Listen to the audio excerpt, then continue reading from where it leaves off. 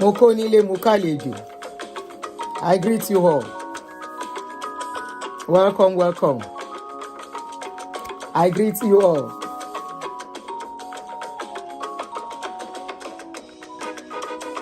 You guys are welcome. Thank you for joining me.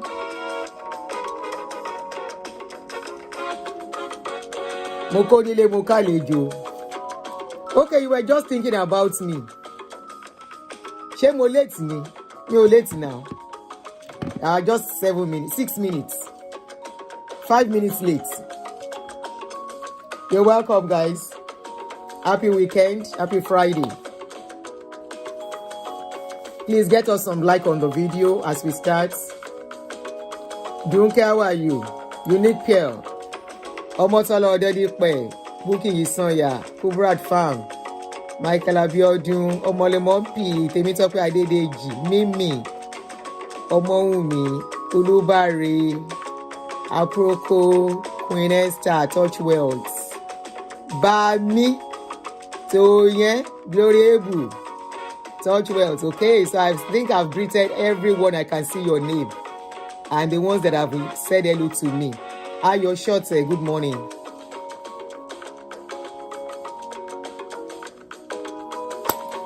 Give me some likes so we can start. Get some likes. Okay, let me share on Facebook so they know we have started. Though I've told them we are starting. But something...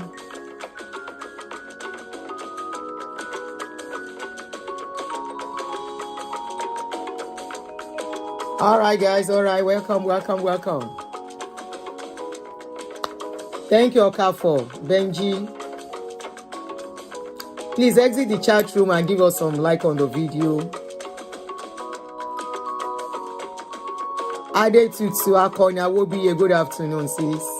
Lady Boss, I see you. So good afternoon, guys. Good morning, good evening. It all depends on what your time says. Thanks for joining us. Thank you. You guys are welcome. Welcome. This is one of our family show. It's one of the shows one of the life stories and topic I'm very passionate about. And as every parent, don't say you are doing it well. There could be one or two things you can learn from, or somebody who knows you can learn from.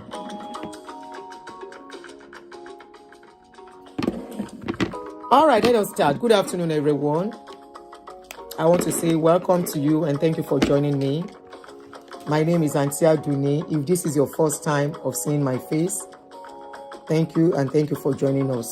For my subscribers, you all are welcome as usual, and I'm hugging you guys from here. To our new subscribers, thank you for subscribing, and we say welcome and thank you for joining us on this channel. We want to welcome everyone, and I say thank you. Now,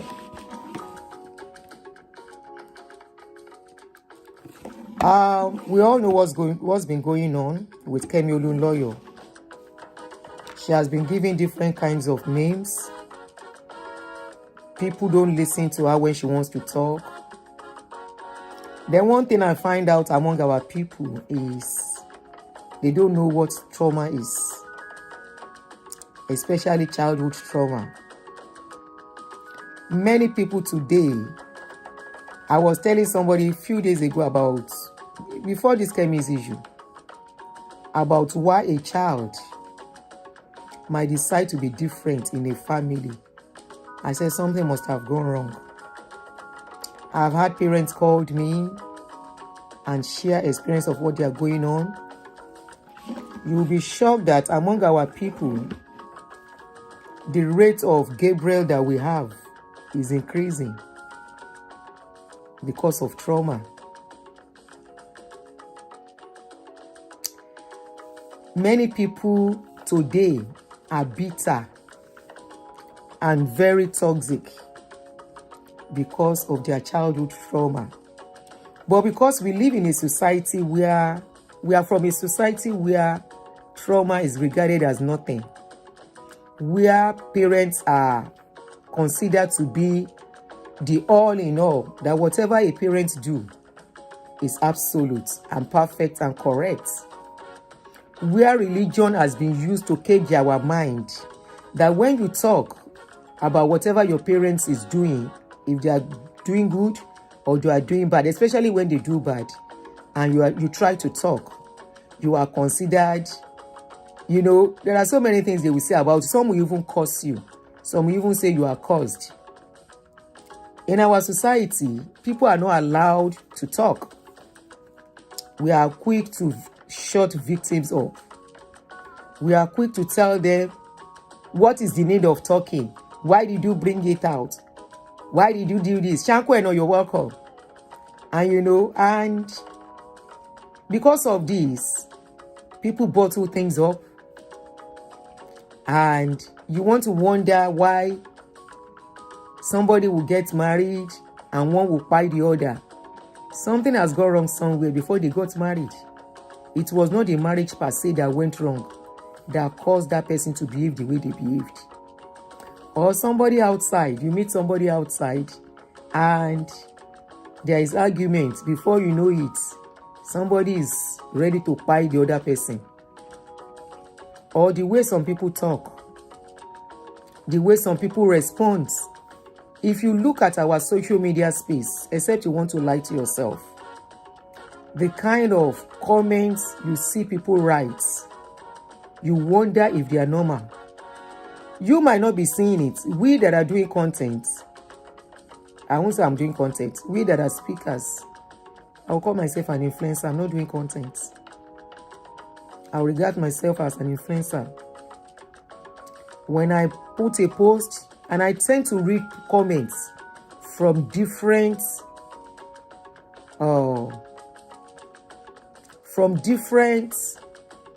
platform, apart from my platform, I will see comments and I will say, wow. Sometimes when I see some comments, I will avoid them because I know responding to such comments does not make sense. Now, Kemi Olunloyo's daddy just passed away and she came out. She's been saying some things. I'm going to read something for us. Then I am going to also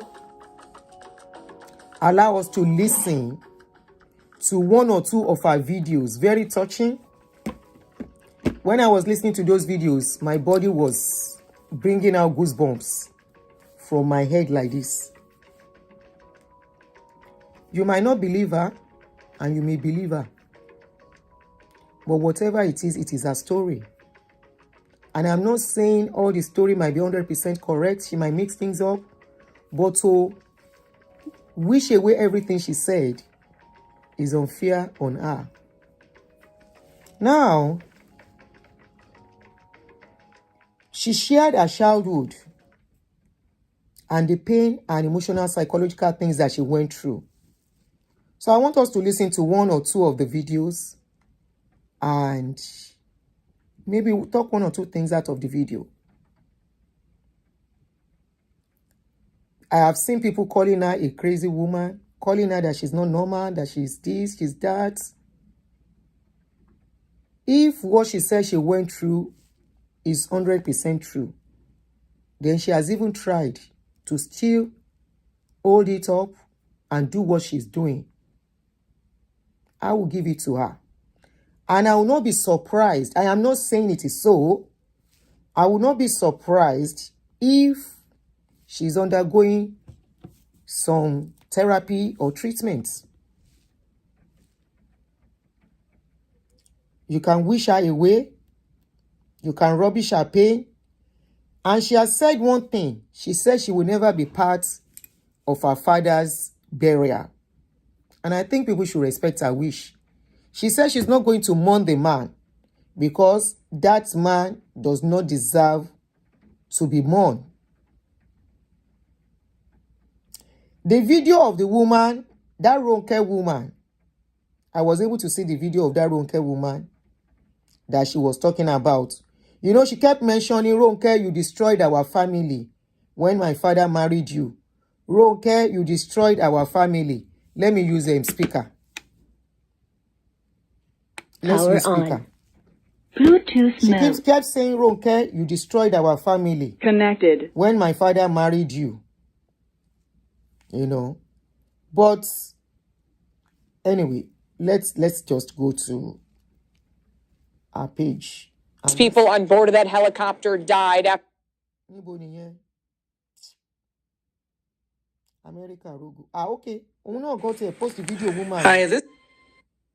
Just hold on. I want to go to the video, then we listen to one or two of them.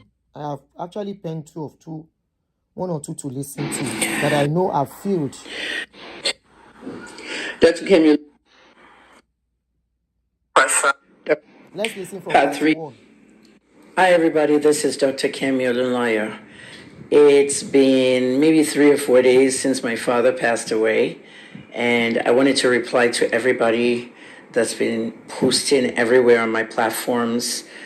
Condolences, accept my condolences. You know, these stupid lines. I'm not accepting anybody's condolences because I am not condoling with anybody. So if you want to condole with my father on his death or my family, you need to go to facebook.com/Omololu Olunloyo. There's a Facebook his grandchildren built for him 13 years ago. Facebook.com/Omololu Olunloyo. You can go condole over there. I have forgiven my dad for everything he did. I started talking about my own life, Kemi Talks Life, in 2019. I stopped at a point. Many of the videos are on YouTube. At one point, I stopped and I picked up on my 60th birthday to tell that story on and continue based on the hashtag. This is the woman she's talking of. That woman, Ronke, that's the picture. In case you are wondering whose picture is this. Reposting the same post and it's still viral. Because many of you don't believe what you are reading actually happened to me. Remember, I'm talking about my own life, Kemi Talks Life. I started putting videos on Kemi Talks Life on all my platforms last week, and all of you ignored it. I did videos, Kemi Talks Life. I talked about IPOB. I talked about Hush Puppy. I talked about Mrs. Funlaya Kuti. I talked about deaths and murderers and all kinds of assassinations in Nigeria. But none of you have watched it. I removed them all from Instagram because there was not even activity there. They're on Facebook with 1 comment, 2 comment. Then when my father died, you started watching them. At the end of the day, I just want to say this to you. You don't know what's going on in my family, and I don't know what's going on in your family. Yeah. Let me tell you one thing. Okay, my father, Victor Olunloyo, is 2 different people. He was one person to the world, and he was another person in his house. My father destroyed our family unit. My father tortured us as kids. He tortured us emotionally and physically. My father ruined the family unit. I have a lot to say, but on his birthday on Monday, he would have turned 90. I would say a lot on that day. I would post a lot of things. I would post a lot of my conversations with him. My father marketed me to the world as his favorite daughter, his favorite child. He also marketed himself to me as that. But I was far from being his favorite. My father used me for a lot of things. My father did a lot to all of us. When I say used me, as in he took advantage of some of my own positive energies. My father was into juju heavily. And the way he got into it, I will say more in details on his birthday. My father was into occult practices, and I called my father out on his 80th birthday. If some of you remembered on Twitter, I called my dad out in so many tweets on his. Before we continue, let me Kemi just Olunloyo. pause a little bit here. She said her daddy is into occultic practices, into serious juju. You want to doubt her? You want to say she's lying? Are you a Nigerian? Do you know any politician? Are you familiar with our politician and their ways? Before you say she's lying, that Or at 80, I don't know, you can go search, is not into juju. The quest for power, the quest for position, the quest of I must get this post, I must be there, it must be me. Are you a Nigerian? Are you familiar with what goes on in Nigeria? After I called my father out, he went to Pastor Adeboye and said he wanted to become born again, and he did. My father had me kidnapped. He organized a kidnap. I'll tell you the details. My father, who always said I was his favorite child to the world, I wasn't. You've read some of my mom's stories too. You've read a lot. My sisters, the rest of the family. I'm one of the chosen ones. I know I'm special, and I know what God brought me here for. They wanted to kill my star. They tried, but they didn't. But they killed Tayo. They killed my brother's star. My brother that died at 51, who was in the Alimos Go car with me, remember he lost almost half of his brain and he became paralyzed for 43 years and lived with seizures. Somebody said Ronke is my childhood friend, and I don't think she knew what was happening in their home front. It's very likely she might not, for real. As the woman, it's possible she might not. And it's possible she does. And it's possible she might not. So, for Mimota Monfi, you might be right. She might not be in the know to know what was going on. Sherry Isaleoro Oni Egbin, Iliola Oni Yonu. Somebody should translate it for me. Isaleoro Oni Egbin, Iliola Oni Yonu. Ọlọ́run jẹ́ kí n dàbí onílé ọ̀kan.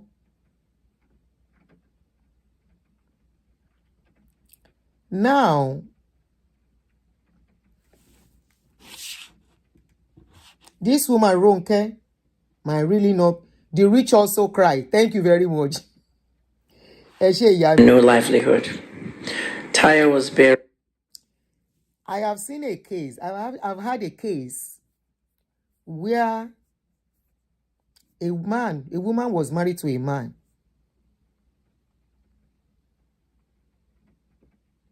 Okay. After he died in 2021. Please, I was the one in the car with him. You've read his story.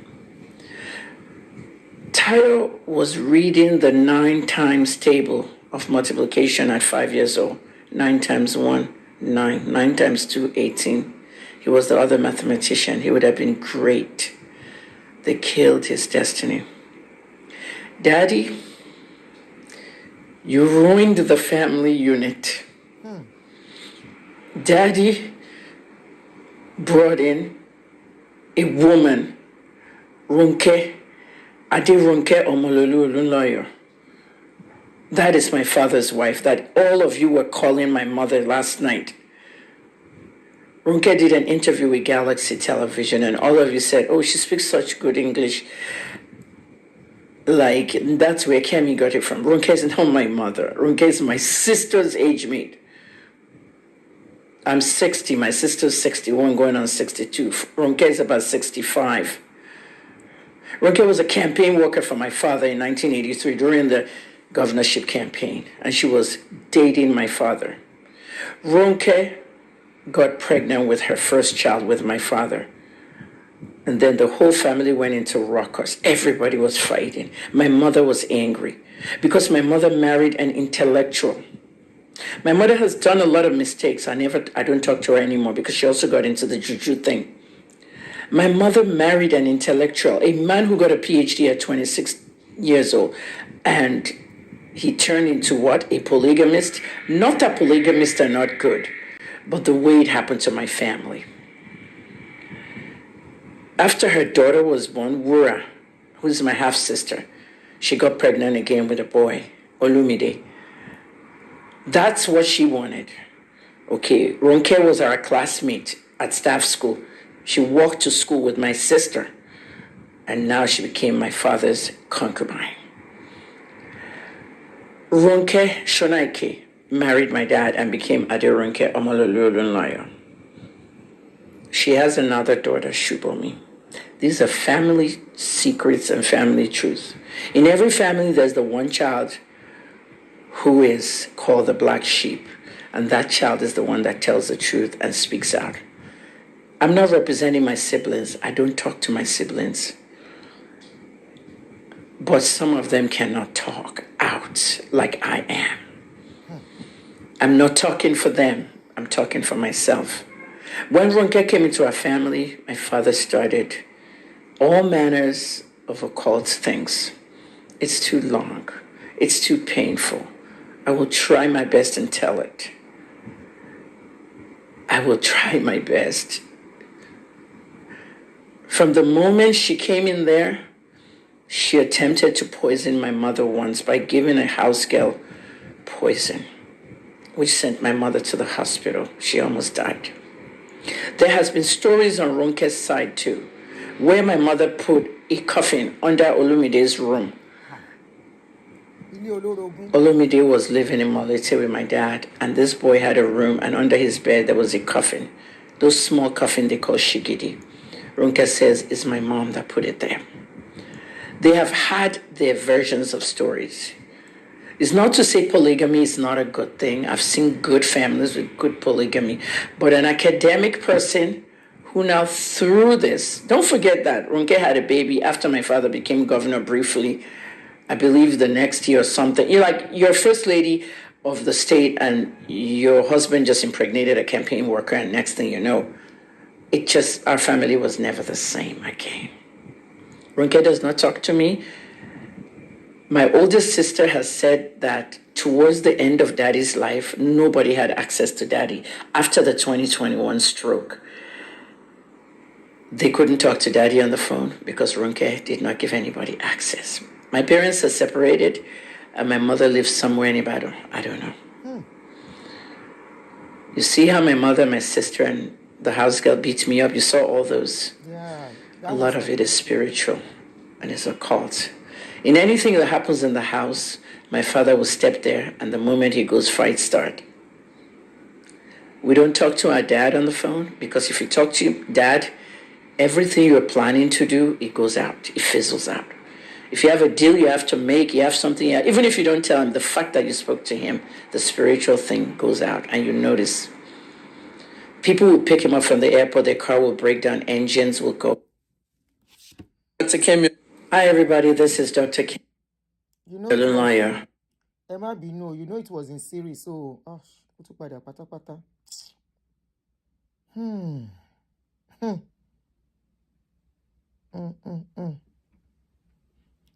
Imagine somebody's ending this way.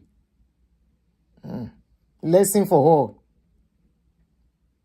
We are not judging, we want to learn new. Lawyer, with regards to my dad's death, some of you have polygamous families, and some of okay, me more time, Mutigbo. All right, I'll be expecting your call after the show. monogamous families, but the story of the Olunloyo family did not start with Ronke. We've had, problems with my mom and her sister-in-laws. We have problems with so many issues, and my father. Please don't attack Madam Mimota. She said Mrs. Ronke is her friend, a good friend. So am I attacking one? She might have one or two informations. Am I attacking one? Kemi has spoken her own. This woman spoke to Mama play video once in Bashiton. But I want us to listen to Kemi first. Maybe 2 or 3 of Kemi's video. Then we listen to this woman. You know. So, Joe, it might even, I am wrong. Kemi's father might even marry only her mother. And something will go wrong too. This is all about parenting gone wrong. Something went wrong somewhere. Part of it, and my grandmother. My late grandmother, Elijah Bintu Tejimola Olunloyo. I lived with her for about 2 or 3 years just to get to school on time because I had asthma. My mom and Elijah didn't get along. There was just so much going on in that whole family unit stuff. When they brought Benga to our house, Benga was born outside the marriage. Benga was born the same year my mother was pregnant with me, and my dad had another affair. And that woman, Mrs. Akere, took care of her son and left him in a village kind of area. So it was when we were 12, Benga was 12, I was 12, that they brought Benga to UI to come and live with us.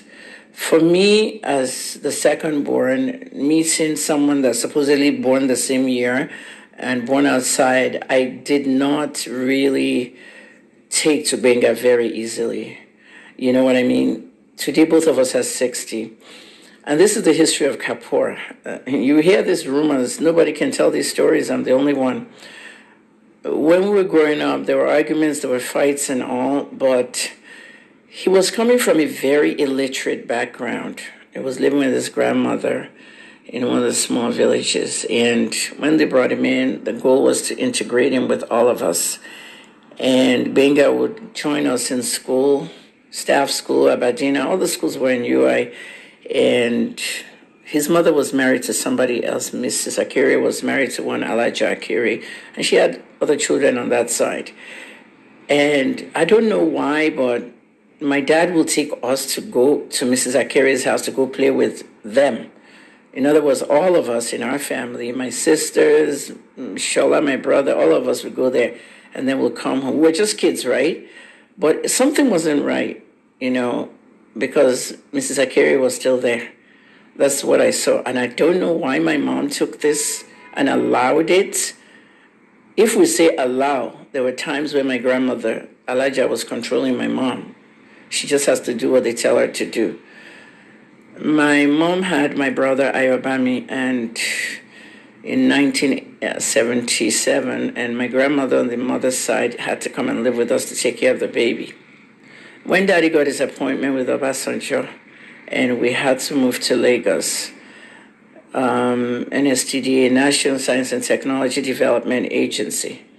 When my dad got that job, what happened was we now decided that we wanted to go to Lagos. We love going to Lagos. All the kids in the cars, 2 cars, government cars, FGN and CVU number plates, and we just go to Lagos a lot.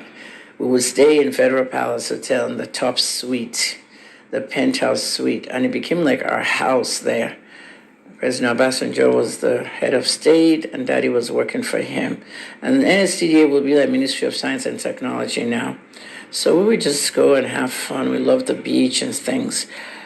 So on this one fateful time, my auntie Ore Olunloyo, and her family were doing a wedding. Auntie Ore was married to my late Uncle Femi, and Auntie Ore, most of you know Auntie Ore, she writes children's books. You have seen her name on books and stuff. So the George family, that's her maiden name, or George. The George family were having a wedding, so we were all going to that wedding. And they took all of us, the kids. After we're settling down in Lagos, so off to Federal Palace Hotel, penthouse suites, everything. When all of a sudden, we were supposed to leave at 10 a.m. in the morning. My mother cooked all the food, and she put all the food in the car. Pots of efo, pots of omiobe, just different things we're going to eat and things. And we were excited, we were ready. And Daddy left the house and told Mommy he'll be back by 12 noon, and we'll start going on the express to Lagos. My dad did not come back till 7 p.m. He said he was going to the office. There were no cell phones. the landlines, you can only use it to call the office, and if no one's speaking in the office, then we didn't know where Dad was. Dad came in at 6:37, and my mom said we should not go. It's too late. In those days, 1978, armed robbers were on the roads too, but not as bad. But at night, it's not good to travel with all the children and stuff. We'll be tired. By the time we get to Lagos, Daddy said, let's go, let's go. When we left, the driver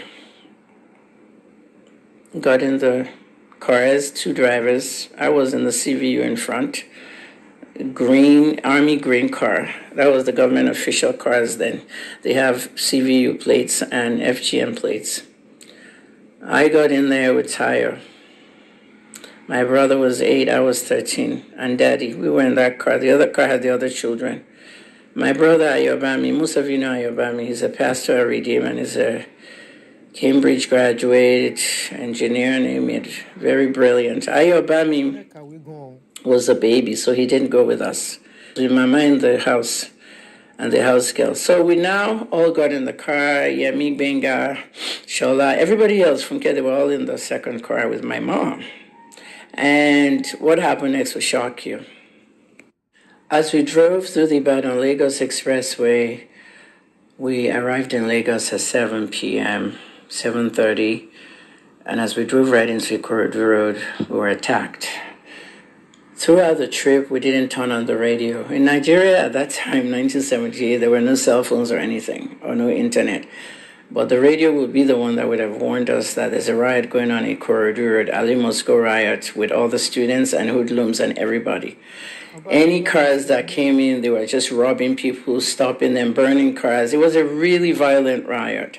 But the moment they saw our car with the plate CVU and FGN, they smashed through rocks. One of the rocks opened Tayo's head and took half of his brain. As soon as the car stopped, boom, the driver was killed. A rock hit him in the head. He was bleeding. Our driver died that night. I ran out of the burning car. I just saw one person open the tank with a match and struck the man. The car blew up. So Taya and I were in the car, and the car was burning. A man now came and threw me out of the car, and my head hit the pavement. Bam. And I was unconscious, semi-conscious, and I watched Taya burning in the car. And that's all I saw. I just saw the car burning, and my brother was sitting there like this. He was already unconscious. Blood was shooting out of his head. Ow. And as soon as I came out, all these men just grabbed me. They stripped me naked, and they all put their hands in my vagina. They molested me to the point that I was bleeding. I had tears in my vagina. I had 17 stitches at Luth. This is a real story. Stop. This is traumatic for me. Daddy caused this. Daddy caused this. And Mommy told him that we must not leave. He made us leave and he endangered every single one of us.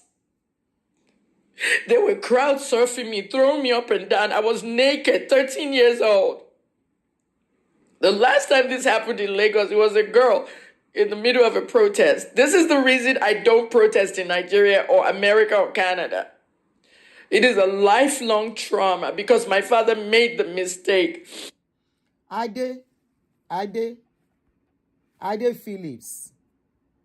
Somebody went through all this. How do you expect her to be a good parent too? I don't know if she's a good parent or not. But from everything she's saying, if she can still be living this trauma at this age and still feeling this way, you are not even, please be kind of empathetic a bit. Okay? Be kind of empathetic a bit.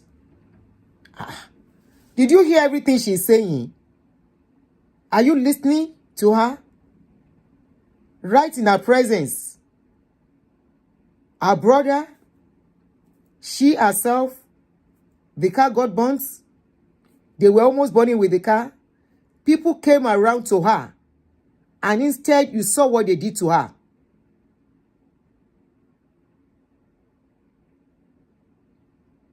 just because her father did not listen to reasoning. Look, this is a PTSD. She will forever blame that man for whatever she's going through. Probably because they did not take heed.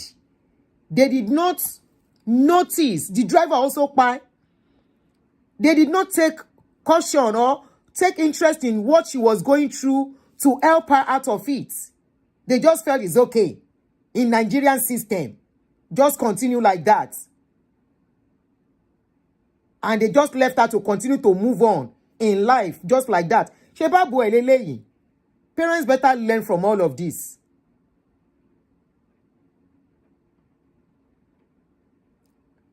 This is not the time to bash her. This is not the time to call her names. Please, if you have not passed through something, don't bash people. The worst you can do is to just keep quiet and watch. Please. It's her pain. It's her journey. It's her family.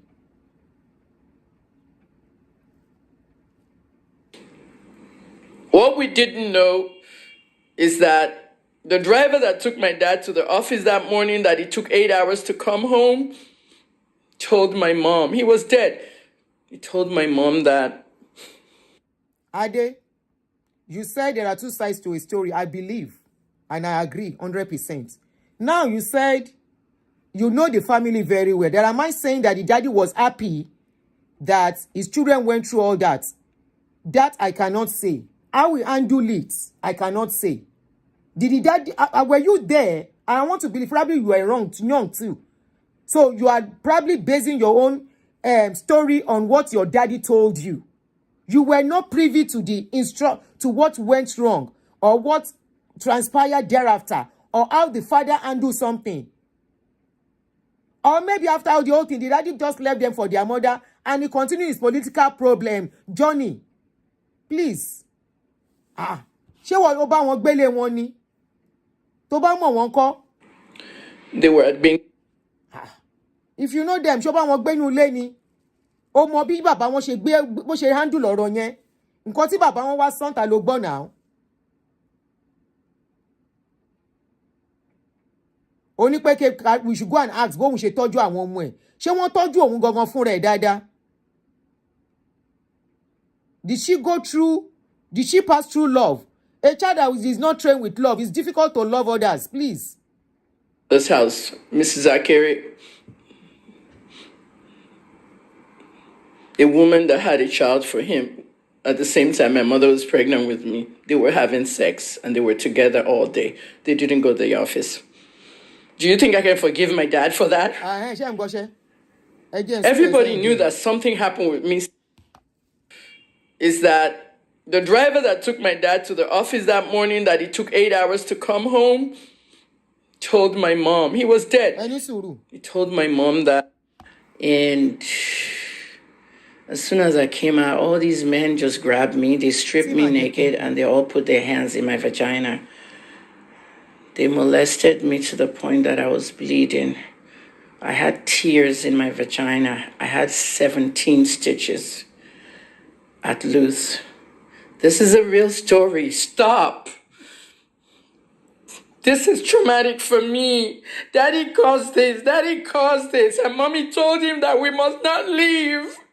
He made us leave and he endangered every single one of us. They were crowd surfing me, throwing me up and down. I was naked, 13 years old. The last time this happened in Lagos, it was a girl in the middle of a protest. This is the reason I don't protest in Nigeria or America or Canada. It is a lifelong trauma because my father made the mistake. Listen. What we didn't know is that the driver that took my dad to the office that morning that it took 8 hours to come home told my mom he was dead. He told my mom that they were at Binga's mother's house. Mrs. Akere. Do you hear? The reason why their daddy came late. Did you hear? A woman that had a child for him. At the same time, my mother was pregnant with me. They were having sex and they were together all day. They didn't go to the office. That was why he delayed. Do you think I can forgive my dad for that? Everybody knew that something happened with me sexually molested. But it was Tokumba Daring, Esabod, that turned it into another story saying my father molested me at 13. And Nigeria picked it up. Nobody investigated. My father didn't molest me. He's never had sex with me. This is what happened in Ikorodu Road. I've told the story myself. Part 3 coming up. Now, Good morning. did you listen to what she said? The father was with a woman and it endangered their life because he has to go to a girlfriend. He now carried his children in the dead of the night to travel. And you think this lady will ever forgive the man? It was that incident that affected the brother. And that boy was on a wheelchair all through his life. She said her own head too was hit on the floor. Not only that, she was molested. And the driver now confessed and said, this is what happened, oh. Daddy loba girlfriend, oh.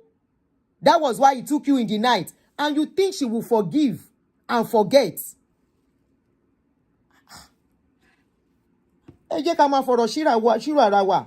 We handle things differently. It doesn't mean she's a bad woman. What she went through on that night, no woman, no girl will go through that and grow up and forget or forgive.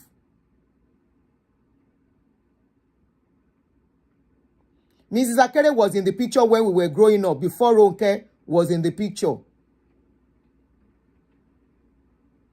Supposing that driver was telling lies, I am not saying that the story wasn't true. Supposing he's telling truth, unko? Supposing the driver was telling the truth, unko? Remember, another driver died in that process. So the driver might be exposing everything. But daddy, this is what daddy did. If daddy had come on time, you say supposing. Let's see part 3.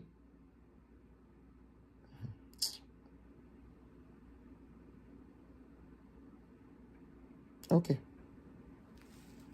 Reflecting on my father's death. By the time I was seriously sexually molested, a man grabbed me from the crowd and took me away. He was just running with me naked. Imagine carrying a 13-year-old girl naked, screaming, crying, and he took me to his house. His wife gave me a bath, and from there I slept with them, and they took me to the hospital in the morning.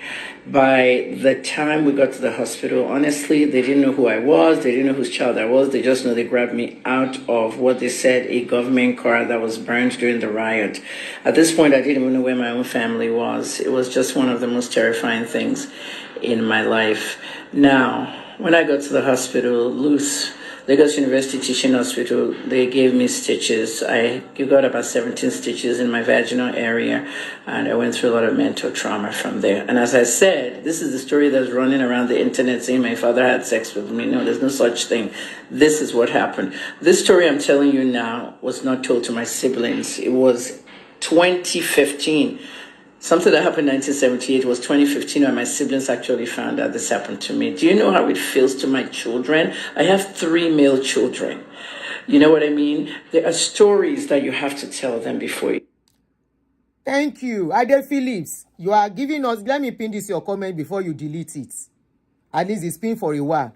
You said, what I am saying is that Dr. Olunloyo blamed himself. You are talking as an insider now.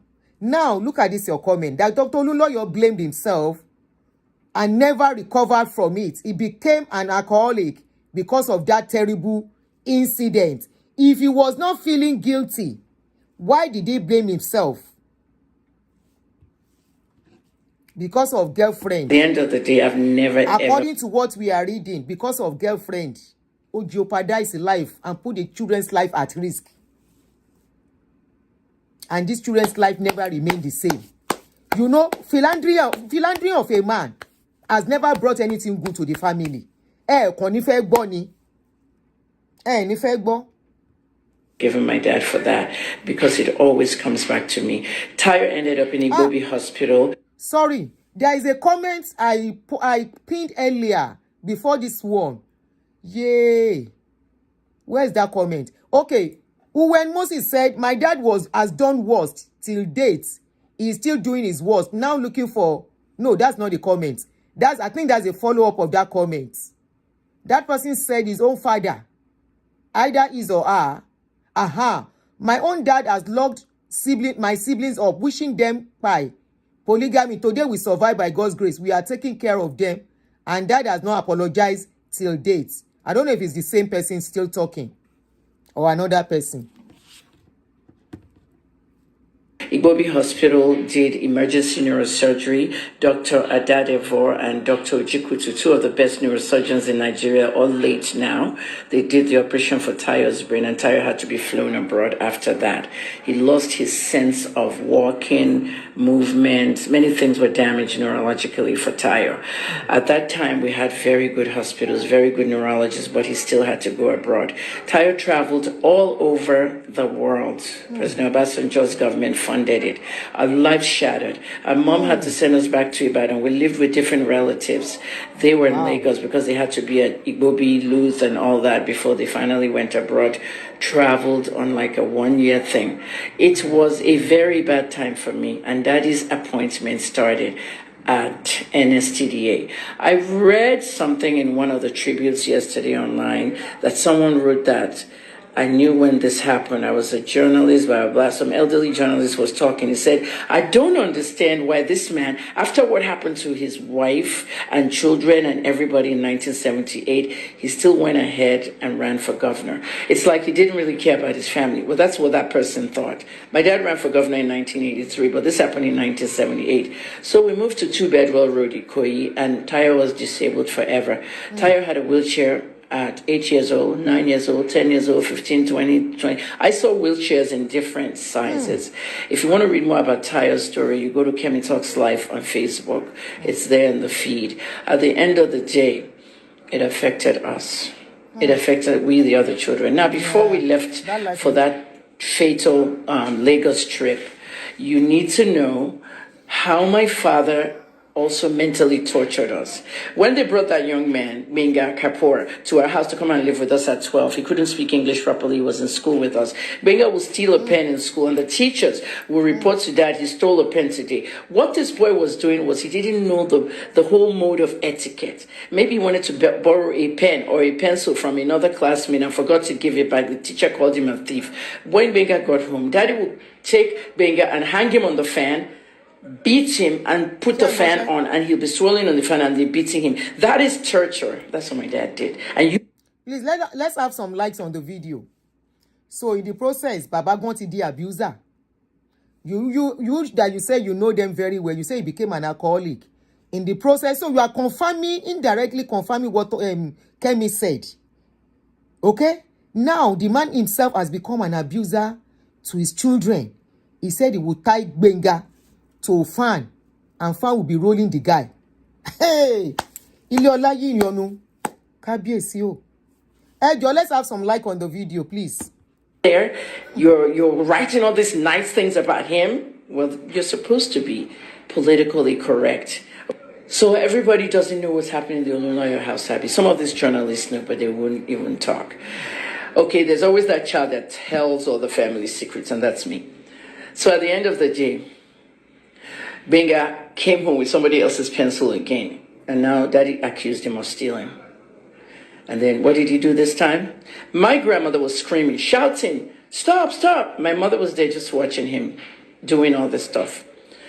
Benga, after all, it wasn't her child. My dad would plug the iron on the wall and take the iron and put it on Benga's back. 3 triangular scars there.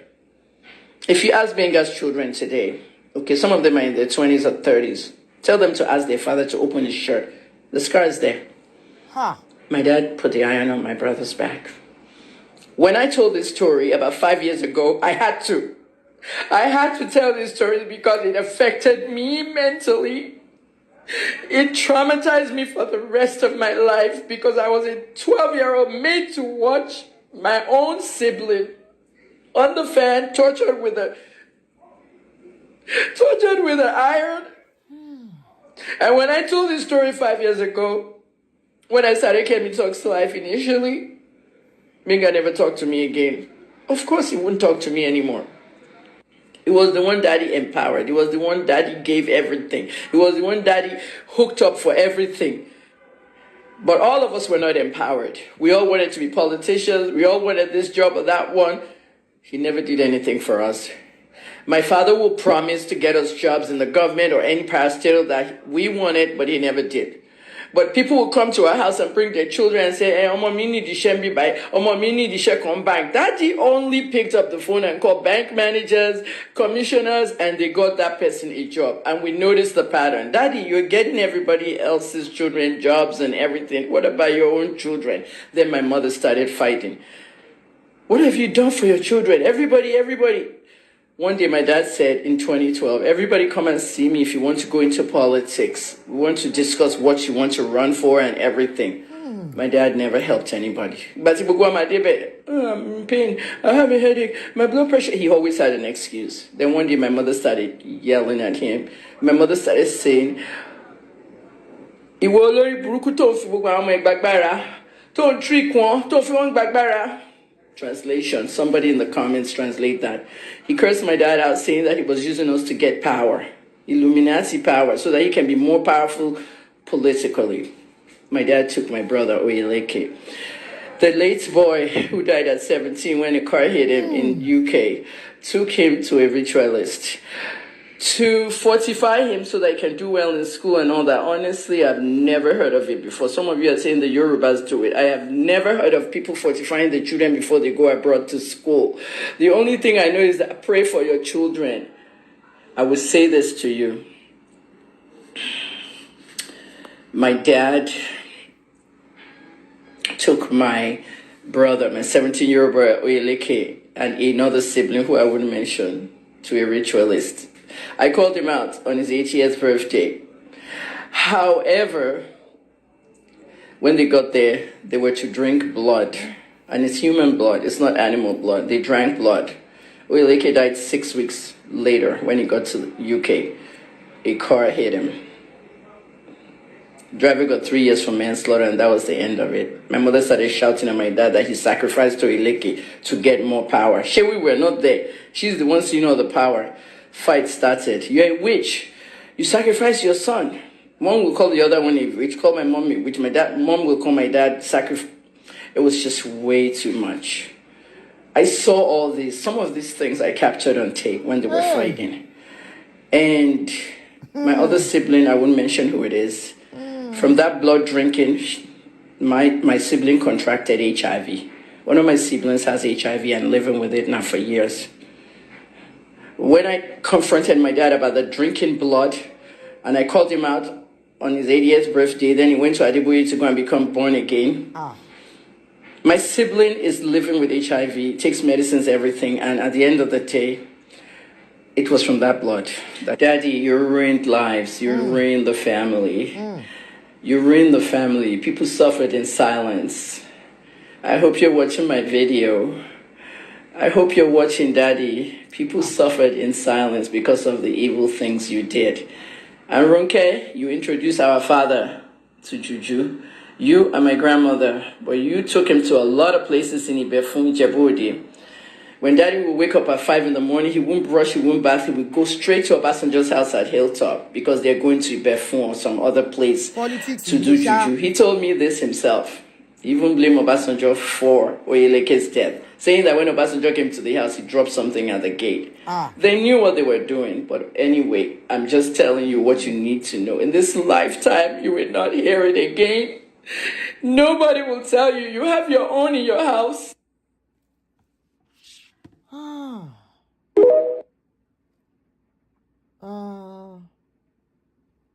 Part 4.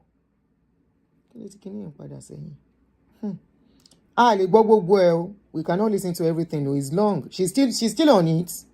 She's still on it. And honestly, everything is every part of that video is worth listening to.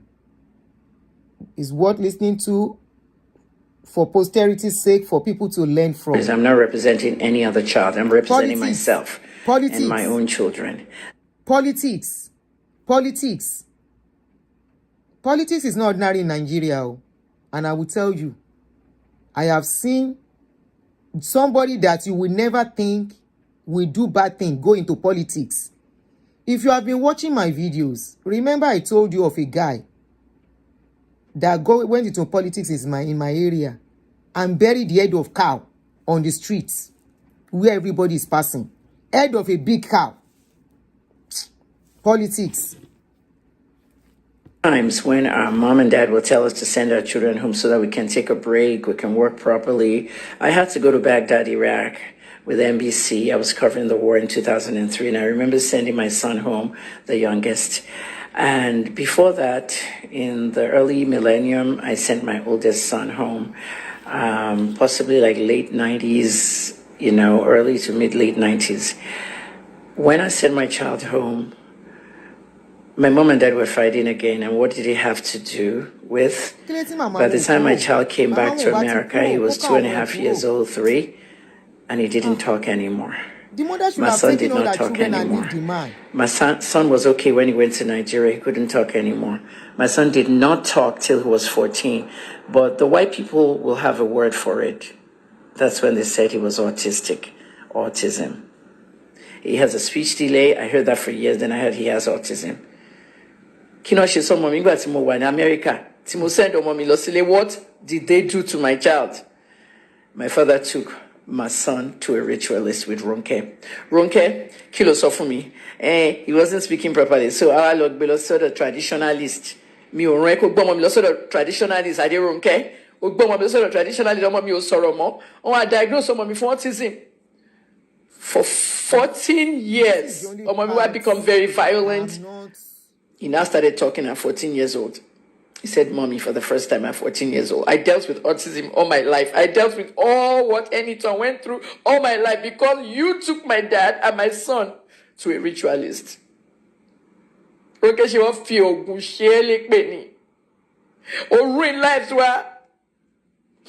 is how I dealt with autism. The story of that you will see in write-ups on my Facebook. At the end of the day. So it is this woman she was blaming for her son autism. But autism. It was like you had no trust anymore. As I'm saying my story, I'm not representing anybody. I'm representing myself and what happened to me and what damaged my life. I lost numerous jobs. There will be pharmacies where I'll be working. I was an award-winning pharmacist. I got an award from my governor, my mayor, my county executive, and the U.S. President, Clinton. There will be jobs that I will be at, and they will call me to come and pick my son up from school because he was going violent. He had profound autism. But Allah, tell me, bad Rasi, Lord Jacob, he survived, lady. My son is 38 years old now. Aside from the fact that the man that I had the boy for did not even accept my child or even come up until that boy was 34 when I called him out. That's Babs Ogwande, the vice president of the NBFF, Nigerian Basketball Federation. You know that story. I worked hard for Annie. I did so much for Annie. I spent time and money. And I couldn't work as a pharmacist anymore. This is what made me go to study public relations and then later journalism. Because I couldn't keep a pharmacy job. Because I was raising a child that had a disability. A child that was perfectly fine before he went to Nigeria. I started volunteering myself in schools. I'll be going to schools every week to go and talk to students about drugs. If you thought to nominate me for award, I will have dinner with the governor, the president, everything, and get my green card in 24 hours because I was an alien of exceptional ability. That is my green card, NIW, National Interest Waiver. I lost everything. I had to come back to Nigeria. I could not take care of my child. I had to give custody to the state. I built a 5-bedroom house. I did not enjoy it, all because of my dad. And my mom will come to America saying she's coming to help me. She's coming to do this, coming to do that. Mommy, no, Shogun. My mother would pile all kinds of charms into my house and I didn't know. Remember when I told you that don't let your family come and stay with you when you're abroad? My mother would be writing prayers in front of me in little papers. She will fold it together. She will add charms. She will put it behind the picture on the wall. I found everything when she was gone. Kini mo she fuyi. Kí ni mo ṣe fún yín, Bàbá Olunloyo àti Ìyá Olunloyo, kí ni mo ṣe fún yín? The same Tokunbo Aboderin tó sọ̀rọ̀, tó ti apologize for saying her father had sex with me, but the same person, she did it on live video. She was sincere. She was just mad because I said that Jide Kotoko was a black widow when all his wives were dying. But that is too extreme. Ajimobi was angry. He wanted them to arrest her if she ever steps into the country. At the end of the day, Esabod said it best. What did she say? She said, "Òun ló ní star nínú gbogbo wọn. Wọ́n dẹ̀ fẹ́ pa star yẹn rẹ́. I don't believe I'm the one that had the star. Tayo had the star. They maimed Tayo. They maimed him. Because even with everything that happened with Tayo, my mother said she heard a bird on that night before we traveled. Oni kowe nonpe. Tobandu in your konfe kuniye. If that bird is making noise, that means somebody's about to die or have a disaster." Which bird is Kowe in English? They found a python behind our house. They found a huge python in my Molete compound. Daddy was actively in juju. Then he pushed it to his mother. They took Alaja out of her room and they excavated the whole floor. When they took the floor out, they found charms, snakes, everything under the ground. Yes, it happened. Yes, there are videos. My father ran to the chief imam, ran to the archbishop. The religious leaders showed up in the house and they saw it with their own eyes. And that's when he moved my grandmother to live some. Kowe is, they say, is a species of black and white in the vanguard, particularly the white-crested shriek, and also possibly the black and white shrike flycatcher. These birds serve as a traditional omen or symbol of death or danger.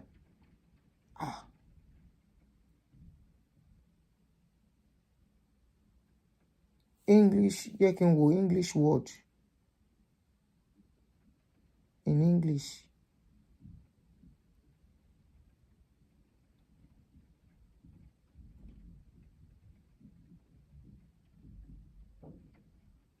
English, there are plenty of them in English. English.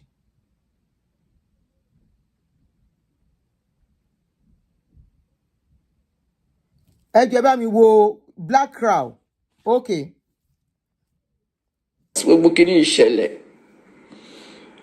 The same Molete house today, Sheyi Makinde renovated it for 100. Sorry, is it true that it's a symbol of bad thing? Yes, the bear's appearance can mean peace or wahala.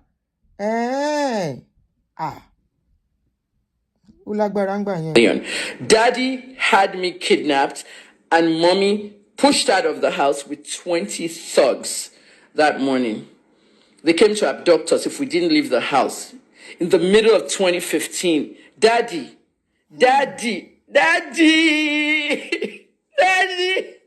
April 6, 2015, Daddy,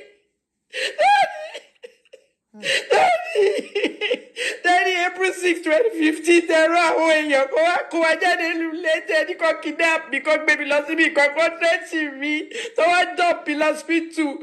See me on washer. I was naked. I had my periods. Blood was dripping on my legs. It reminded me of the Ikorodu nightmare. I had to go. They had guns, knives. They took my iPad. They took my phone. I lost all my devices and I walked into a car with kidnappers who drove me out of my compound, and I saw my dad in his car sitting near the house and watching to make sure they did the job well. You pushed us out of the house. Mommy went to live in Ikolaba. All of us had to go, tire me everything. And then when I was released from that hospital, I went to join them. And Daddy, you took possession of Molete house. Why? Because you wanted to move in there with Ronke. That house was idle for 1 year. Idle for 1 year. Daddy fell in Komole. Daddy wanted to bury snakes, cows. The neighbors saw my father burying a cow at night. He did not know that he gave birth to an investigative journalist. One of the neighbors there said they were burying a cow on the ground at night. That is a ritual thing. Daddy wanted to do something in that compound. That's why he had to tell us to leave. No one lived in there for a year. And then later on, it's now the beautiful, posh, nice 100 million naira renovation that Sheyi Makinde did for the house. That is the house Ronke is sitting in now. I watched Ronke yesterday taking condolence visits from Debo Ogundoyin, Tina's son. Ironically, the same day I had a baby is the same day Tina had a baby. My autistic son, Tom Bayeje, the same day Timi Obi Omoye, no one be Debo. Ni Tina be Debo. If I remember very well, Tina is dead now. Mrs. Ogundoyin had that boy on the 17th of February, 1987. That's the same birthday as my oldest son, my 38-year-old autistic son. He's autistic, he's struggling, he's doing security guard. Debo is in Nigeria, is the speaker to the House of Assembly. They want to elevate other people. Mommy now started shouting. She would call her friends, Ojo Alakmi, Ojora, Tony Ojora's mother. Tony Saraki is what you know her as, Tony Ojora's mother. She will call Florence Saraki. That one is dead now. Bukola and Bemi's mother. She will say, she will be reporting my dad to them. Daddy, don't you see what Dr. Olushola Saraki did for his children? He empowered them. That's what they call empowerment. Parents are supposed to empower. Bemi went to the Senate. Bemi went to the House. Bukola went to the governorship. Bukola went to the Senate. Bukola was president. You can't compare yourself to everybody, but look at what they're doing for their children. Is there a politician in Nigeria that does not empower their child to go into government? You tell me. Part 5 is coming. Okay? You tell me. But my dad did nothing for us. He just used us for power. His own.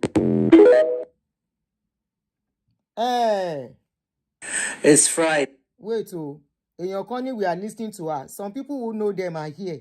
They are at least confirming something. So leave us alone. If you cannot listen with us, leave us here. Dakun. Hey. Shake a magbolo.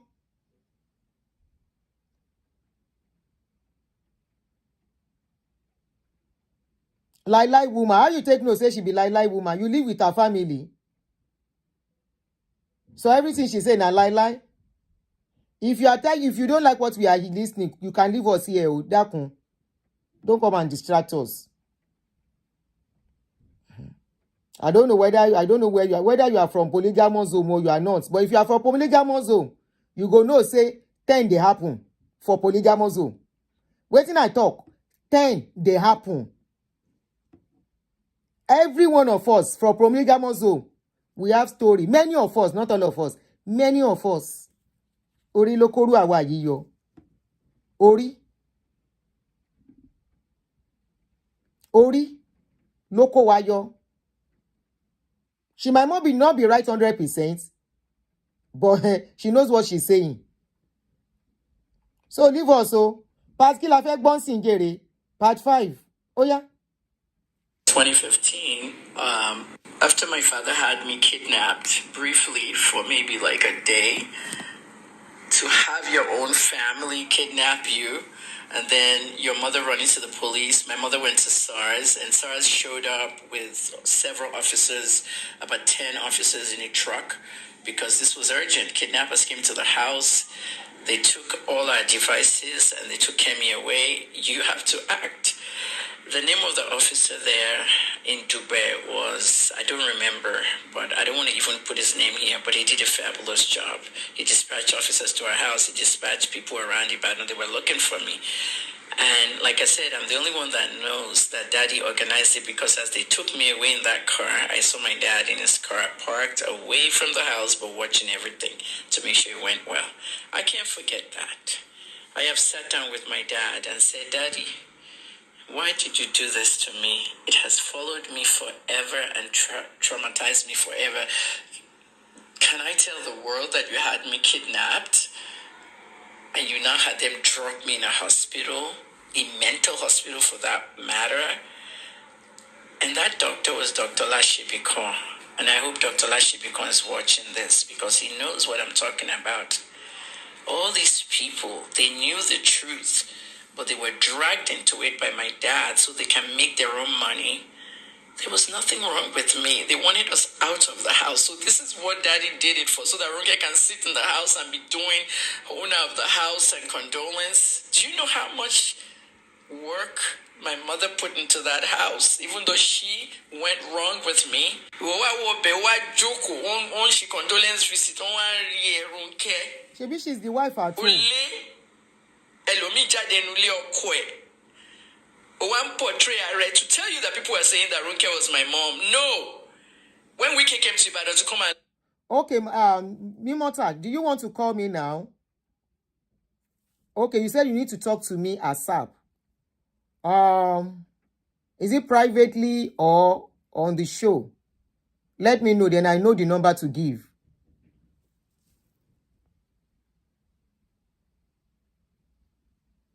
Ilé olórogún ọgbà wèrè.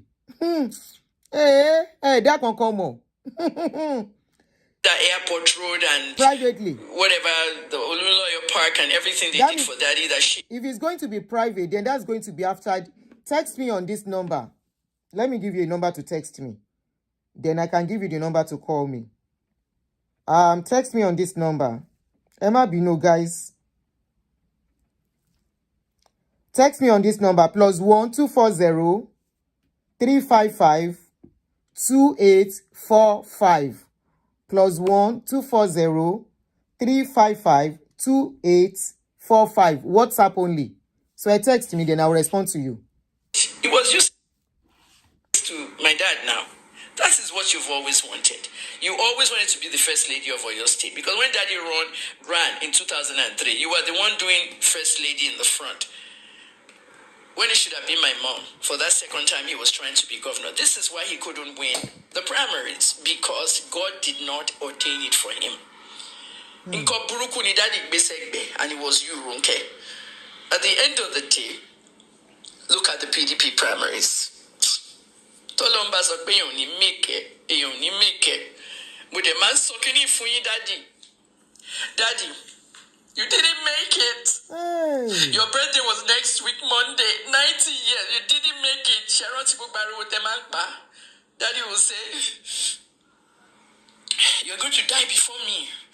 You will tell my mom in the many fights. I have the videos. You're going to die before me. I won't die before you. My benye. That means I will last longer than you. I said, Daddy, stop saying those things. Sheyi Makinde has won the governorship. Sheyi Makinde is going to bury you. I mean, let's face it. If you count Sheyi's 8 years in governorship plus how old he was then, I figured he'll be 93 when Sheyi is leaving office. And I just said, Sheyi is going to bury you. Sheyi Makinde is not going to bury me. Sheyi Makinde is not going to bury me. Lobaton. He's going to bury your dad. And it's going to be a state funeral, and I won't be there. I won't be there. I won't be there, Daddy. I won't be there. I won't be there. On the day you had me kidnapped, and we talked about it, I forgave you, Daddy. That's the day you died. April 6th, 2015. Daddy, you died at 1:40 a.m. As you can hear, I couldn't be on camera anymore. I'm just a little traumatized where I am right now. I could not do the camera anymore. But I would pair this with a picture, and I want everybody to know that many things are painful for me as a child in that family. The other siblings have their own stories. I told some of their stories here. There might be more. I told Minga's story. And then there's siblings who have told me not to tell theirs with their name. And I want you to know about this cousin of mine who was very young. He was very close to my dad because when Dad sees all these nephews that are young men and they live abroad, he will order everything from them. If you're coming from London, bring me this. If you're coming from America, bring me this. There's an Olunloyo in every country. And many of us have children who are citizens in those countries. The Canada ones, South African ones, the Dubai ones, every country, we have an Olunloyo there. This, my cousin, had a wife and children, and she was very close to my dad. So when he finds one person that he can really manipulate or use for power when we were not around for him anymore, it becomes like a problem. Like he will call this young man all the time, buy me this, buy me that, he will do that. And he tended to come to Nigeria a lot on his own businesses and different things he did. Everybody comes for one reason or the other. And at the end of the day, it's like a spiritual thing around Daddy. I stopped talking to Daddy on the phone in 2021 because I noticed a pattern of whenever you talk to Dad, anything you want to do will not go well after that. So I asked somebody who I know does spiritualism and herbalists. You know Alagbo in the market. I want Alagbo. You guys know the Alagbos. They sell a lot of juju stuff for the juju people, the cultists, the ritualists, and all. So I went to the market and asked an Alagbo guy, and I said, "Can this stuff go through the phone?" He said, "Yes, all the time, phone calls. Even if you don't tell them what you're doing, you just say, 'Hello, Daddy, how are you?' But the fact that that person talked to you, if they're carrying the juju on them, it'll affect you over the phone. So don't call them." I didn't believe it, but I now saw the pattern. Anytime I talked to my dad between 2019 and when I left Nigeria, it was like things I have to do. I'm not going to mention the TV station, but one TV station wanted me to come and do work for them and do a show. And I talked to my dad, and after that, they didn't call me back. Everything of mine fizzled. When Daddy died on Sunday, this young cousin of mine told me stories. We spoke for 7 hours. I was on the phone with this person abroad at 6 a.m. I finished at 1 p.m. Stories of how Daddy will call him all the time, and then everything he wants to do didn't go well. And then someone in my family, like another person would say, like, when Daddy came to visit, he sat in my car. We took him from the airport to his hotel, and my car never worked again. The engine knocked. It's happened to 3 of my young cousins who have told me this in the last 48 hours because Daddy was in their car engine broke, and they had to spend a lot of money. Like, his presence is so occult. I don't call him after all my own stuff goes wrong. So the last time we spoke was 2021 when he came live on my Twitter space. He actually called me, and then I said, "Daddy, I'm live on Twitter space." "Oh, well, I have you. Let me even put you on that live." So I had 2 phones, and I had my dad tell the world that he didn't send me to America. I only sent her for HSC. She went to Philadelphia College of Pharmacy. I was campaigning for governor. I found out 2 weeks before she left. I called Shagari to give her a visa. Shagari called the embassy. You know the story of the embassy now, how I went to the embassy and they opened on Saturday for me. And at the end of the day, Kemi funded her journalism and her PR career. So I was just glad that one was out there because I was tired of you guys saying politicians' child, they stole money to send you abroad. I educated myself. And my father didn't know I was a journalist till 2012 when I was deported from Canada. Didn't even know I had a PR degree because he spent half his life with his other family. Nobody said he shouldn't, but he just wasn't conversant with what was going on with his older children. Look at the Okoyas. Look at how Biola and all of them, Moji, they're still in the picture, even with Shadi coming in. My dad only needed us for his own power. Part 6 is coming. It will shock you. Okay. Are you crying yet? We are not going to cry. I don't know. Cry. Let's go to part 6. I think go part 4, 5. Again, go part 6. Tuluma shock you. Then after this story, somebody was asking, is this the Ronke woman? Yes, that's the Ronke woman she's referring to. And I have a little video of what she said, but let's listen to Kemi first. That's the woman. My life. It's an account of my life that I started in 2019 with my children and their stories and how autism and many things affected me. I stopped around the pandemic. The pandemic slowed down quite a lot. I have so much footage I have not even uploaded. So as you look at it now, before you know, it's 5 years that's gone by since the pandemic in 2020.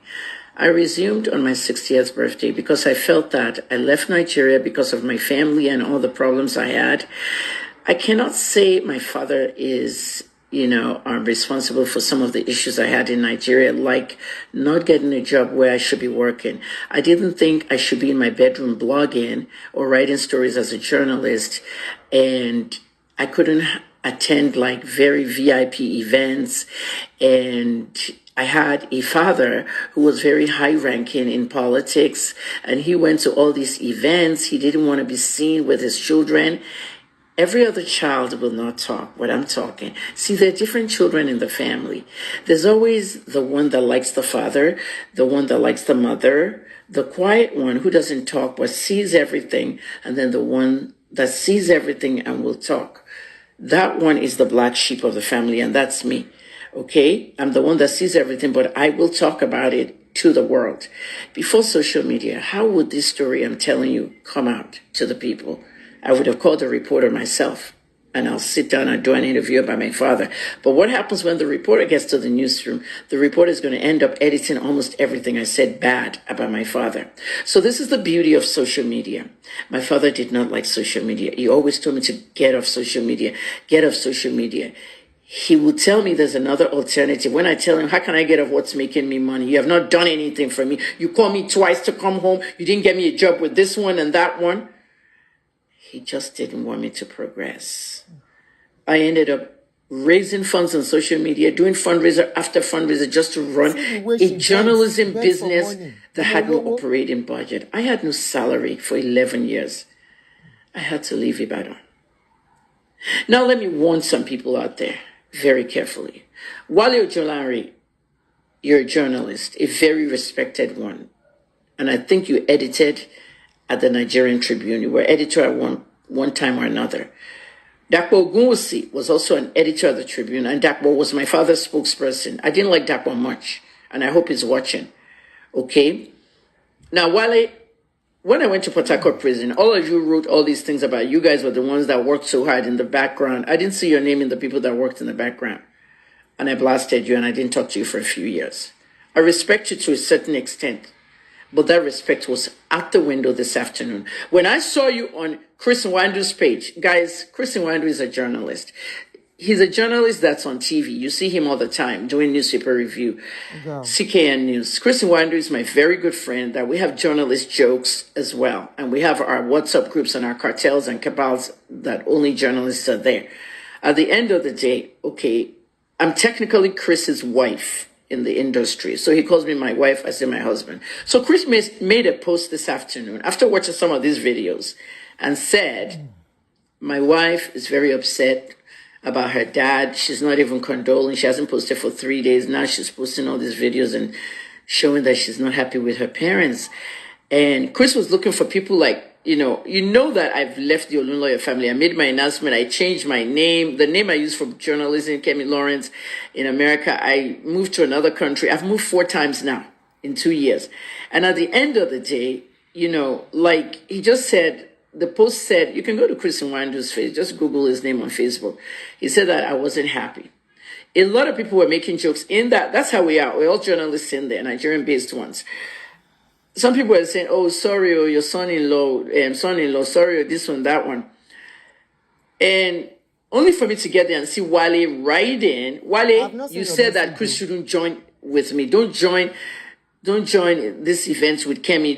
I've known this family since 1992. Wale, how dare you write that? You've known our family since 1992. So you know my family more than me, right? When mommy was cooking and frying chicken for all of you media boys in his office in the front, when she was cooking in the back with firewood and all of them, feeding all of you. Remember when my mother stopped talking to you, Wale, because you betrayed her? All of you. And everything that happened with Sheye Kende, Sheye being Ronke's cousin and all that. I knew all those things. Shebe in the brown envelope journalist, daddy. Isn't it daddy that wrote that Jonathan article? Did I not see it on his desk in the middle of the night when he went to bed? And the article showed up in the newspaper with one of your names in there. Why Jonathan must not win 2015. My father wrote ghost articles for the Nigerian Tribune and other papers. I will say these things now, and I said it before he died. Okay, he might have been old and he didn't hear me saying, I've written it many times. Politicians do it all the time. And daddy was one of those ghost writers for your newspapers there. When I said my father will not make it, he will not make it, he will not make it, we were arguing about his death. When he kept wishing mommy death. Stop doing it. You will not make it if you keep saying it. Sheyi Makinde will bury you. It was in the previous video. And now Sheyi is burying him in a state funeral. Did he make it during the primaries of the PDP? Let Nigerians know the story, Wale, and stop antagonizing me. To Nigerians. During the PDP primaries, the presidential candidate was Musa Yar'Adua. The vice presidential candidate was to come from the southwest or the south-south. It was my father and Jonathan. 5 votes. This is why I always say, if you're going to vote, let your vote count. It's just that in Nigeria, votes don't count. If you remember the 12 votes that made Obama win that presidency, that 2012 one, the second term. That's why we always encourage people to vote. I'm in a state now where I can't even vote again. I left Nigeria angrily, and I didn't vote 2023. I'm The sure Kemi that was promoting Tinubu and antagonizing Peter Obi was not me. It was another Kemi Patriot. All the obedience thought it was me. That's what happens when you're not focused. My father ran for that position, and Jonathan won by 4 votes, 4 or 5. And my father could contest it and say they should do it again, but he didn't. He told Jonathan he wasn't contesting it. And Jonathan came and called him and thanked him. I was there now. Imagine if my daddy won by those same 5 votes. My father would have been the vice president of Nigeria next to Yar'Adua. What would have happened if Yar'Adua died? My father would have been the president. Look at where God elevates people. My father could have been the president of Nigeria now, but God did not put him there. God did not want him there. And that's one thing I told him before he died. Hey, help, daddy. Mommy keeps saying you are using us for your power and everything. And this is what caused my father's fight with Ajimobi. He was always going to Ajimobi, asking Ajimobi to give you an appointment. At one point, Ronke started abusing Ajimobi and the wife. Ronke would be calling, what did he even call Florence Ajimobi? Auntie Florence, First Lady Florence Ajimobi. Ronke called her one name, Mulatto. Ronke gave her some serious ethnic slurs, which was wrong. Which was wrong. Ronke, wala tita, odale onileru, otunalon buya wo governor. Ṣé rò pé mo máa dákẹ́ lọ́jọ́ kan ni? Ọlọ́run mà kí ṣọ́ba àti mo lọ gba journalism degree. Fúnra mi ni mo rán mi lọ sí journalism àti PR school. Scholarship mo gbà fún pharmacy school. Daddy sọ fúnra wọn ní 2021 lórí Twitter space mi. I only sent her to England for HSC. Wait a minute. Daddy did not become governor. Ladoja was the one picked for the primary. Daddy did not become vice president. Jonathan was the one picked.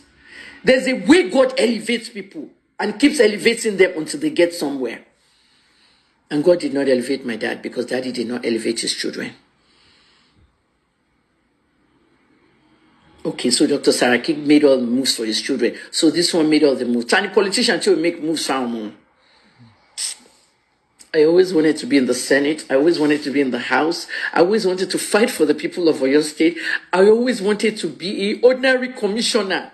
Kemi Olunloyo came to Daddy. Yomi said, Daddy, I want the bottom of the food chain. Yomi asked Daddy to make him a member of the House of Assembly, bottom of the food chain. Daddy said, oh, okay, well, Ola. Oh, I'm better. Yomi showed up the next day. Daddy said, Daddy, one hospital, worry for me. He never helped his own immediate children. What about my cousin? Dele Balogun is now in the Edo State government in charge of taxes over there. That boy wanted to be in the Senate for so long, my cousin. Daddy never had time for Dele. Now, one cousin that he helped, Jide Akiyemi, writing nonsense on my personal page. Yes, stop. All right, let's just stop it at this point. We have gotten some good points from what she has been saying. Number 1, before I go on, let us listen to Mrs. Kemi Olunloyo. This is the woman in the picture you are seeing beside me that Kemi Olunloyo kept mentioning her name. She has always been mentioning this woman's name, Ronke this, Ronke that. And from what I can see, but let's listen to what the woman has got to say. She was interviewed of recent, I think yesterday or 2 days ago. You have the intellectual part of his life, which was superlative, fantastic.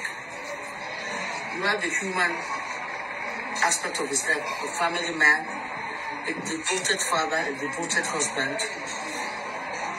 Devoted father? A loving and kind person. Devoted father. My husband, the way people see him outside is different from the way he is in the house. So they see a man who is very, they see him as something like a lion who's always growling, but really he had a soft underbelly. He was a very quiet person. He was like a big teddy bear. Just supposed to be called with and taken care of. Mommy, Give him wa. good food, give him good wine, give him good music. You have his heart. And give him good kunani. It was very nice. That's not what Kemi is telling us. So. Especially when it came to public service and accountability. He always felt that somebody needs to talk. Sometimes if you don't talk, people don't understand what is wrong. He talked for a very long time. He wrote for a very long time. He got tired. He stopped commenting on because decadence was at its highest. It's at the peak now in Nigeria. I am so disgusted at what Nigeria has become. He was so disgusted. He tuned off Nigeria completely. And was doing his own thing. He said, I don't talk. These things are getting worse by the day. He said, okay, what do you want me to do? I labored and toiled for this country. I never stole a kobo with Nigeria's money. People see me as a fool. Now you say, Baba, you're low, Magbo. What is that because I don't like money? Nobody likes money. But Nigeria educated me. Western region, under law, gave me 2 scholarships. One for mathematics, one for engineering. So they did not pay for me to go to school so that I could come and steal their funds. I will serve Nigeria with every bit of my being. And I thank God today. That's the legacy his children have. He have a house in Abuja. He doesn't have a house in Banana Island. He has one in Lagos. He doesn't have a piece of land in Lagos. He has just one house. He built just one house. So he lived. His life is a case study. For anybody who is serious about getting Nigeria back on track. Oh, okay. Nigeria, let's so. When we were young, there was this saying in Yoruba language. See one shoe. I went to England at a young age. I went to secondary school in England. I went to my secondary school there, and then I did the rest in England. There's only one thing my mother always gave me. Every time she comes, she'll bring it. She brings it. See one shoe.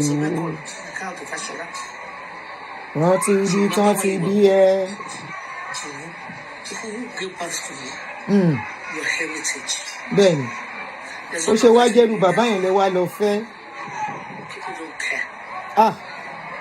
So he left because it was his time to go. He always told us over there at 39. He's old enough to go. One day go now. There's everything in place for his 90th I don't pay. Hello, I don't pay more. Live stream. We are going to celebrate him on Monday.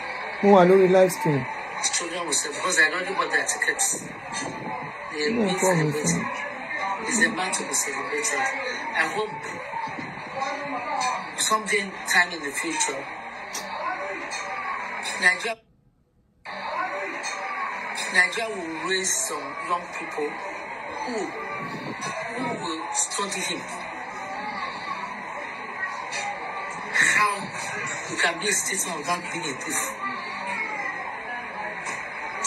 You said, one said to me, they say she's 66, I'll be 65. Making money. But if you want to make money, go into business. You don't make money from government. I always tell that And that has, even my children, his older children, every one of them is successful in their own field. Kẹ́mi ńkọ́? They hold their own anytime. Báwo ni Kẹ́mi ṣe wá jẹ́? Báwo lọ̀rọ̀ Kẹ́mi ṣe wá rí bó ṣe rí? God for his life. And the other one, Very Tayo. there was no, it didn't even give us an inkling it was going to there was to be released in the morning to be discharged from the hospital. But God had other plans for him. He ate well before he died. I cooked him rice and ate also. Yeah. Which I was for my bed. That Monday, today's a week. But this time last week I was in many fish. The crabs I bought for him, I said he loves the crabs. Why you He still has teeth to eat crab. I will miss him. Sure.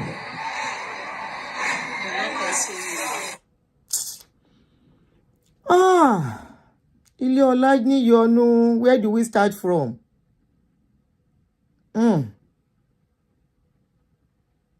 Ilé ọlá níyọnu.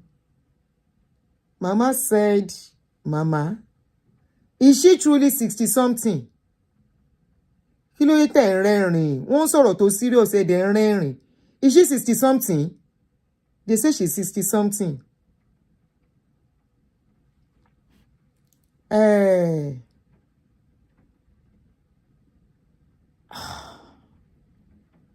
Number one, please, I want to plead for everybody. I hope people will stop bashing Kemi. Kemi went through trauma. Let us assume she might mix some things up or add some things. Trauma, if you know what is called trauma can lead to mental issues. You are the one that call it bad name. Here, it is not regarded as bad name. Here, it is expected that when people go through trauma, it can transcend to something more serious. Look at the trauma Kemi said she went through. Number one, let's get one thing straight. The trauma did not start with this woman. Her father is one of those men that will not sit in a place. The day they were to experience the first trauma, her father went to another woman, not this woman, no. Kí ló porúkọ woman yẹn no, Mama Gbenga. That was the person she went to. She's 60-something. Oda, àwa náà àdàgbà.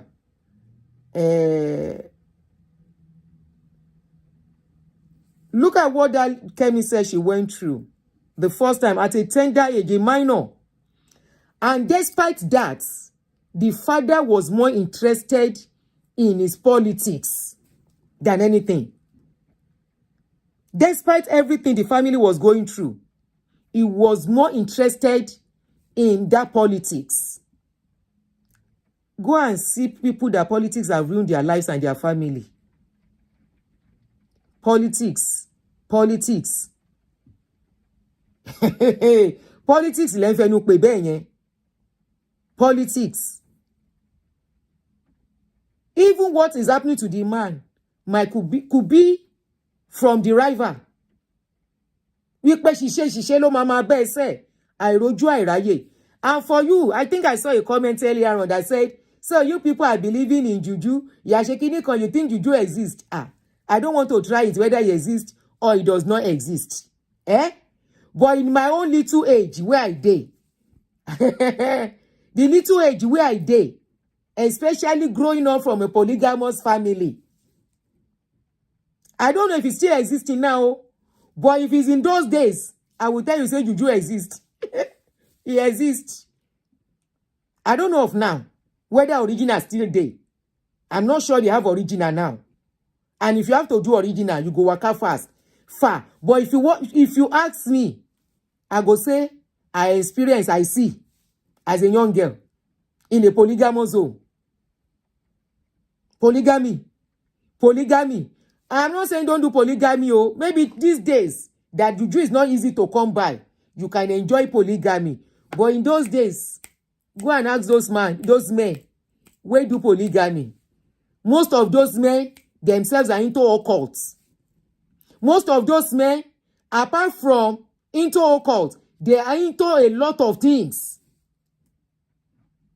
I don't, in my own days, in my own time, when I was younger,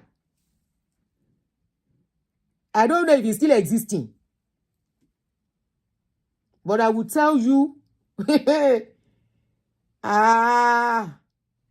head, eba and translate oriloko wa yo, orilokoru awa yi yo, ori. And those men that into those juju, in those days, those men, where they marry plenty wives, they also are into serious war. Even your pastor self knows say correct juju, they when in those days, I don't know if it's still existing. And the men where they carry plenty wife for house, they self know they do am with ordinary eyes.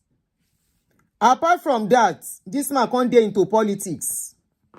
Politics is a dirty game. Politics is not for the weak. You cannot do politics if you don't want to. If you cannot do politics if you don't want to be. If you are not connected and you cannot do some things. At least I saw one before I left Nigeria. That was about 15 years ago or so. One young guy that went into politics and he just wants to be going and be going like that. Now, koro for our eyes, he buried the head of a cow on the streets. Now, fly we begin see. And we were wondering, where's the fly coming from? Where's the fly coming from? So before you will downplay Kemi's story, make sure you are not from polygamous home. You cannot be from polygamous home. You cannot be from some dysfunctional home and you think some things does not happen. Please take it back. Take it back. Ori lo ko ru awa yiyo, ori ti wa le, ma dari kan la wa gbe waye.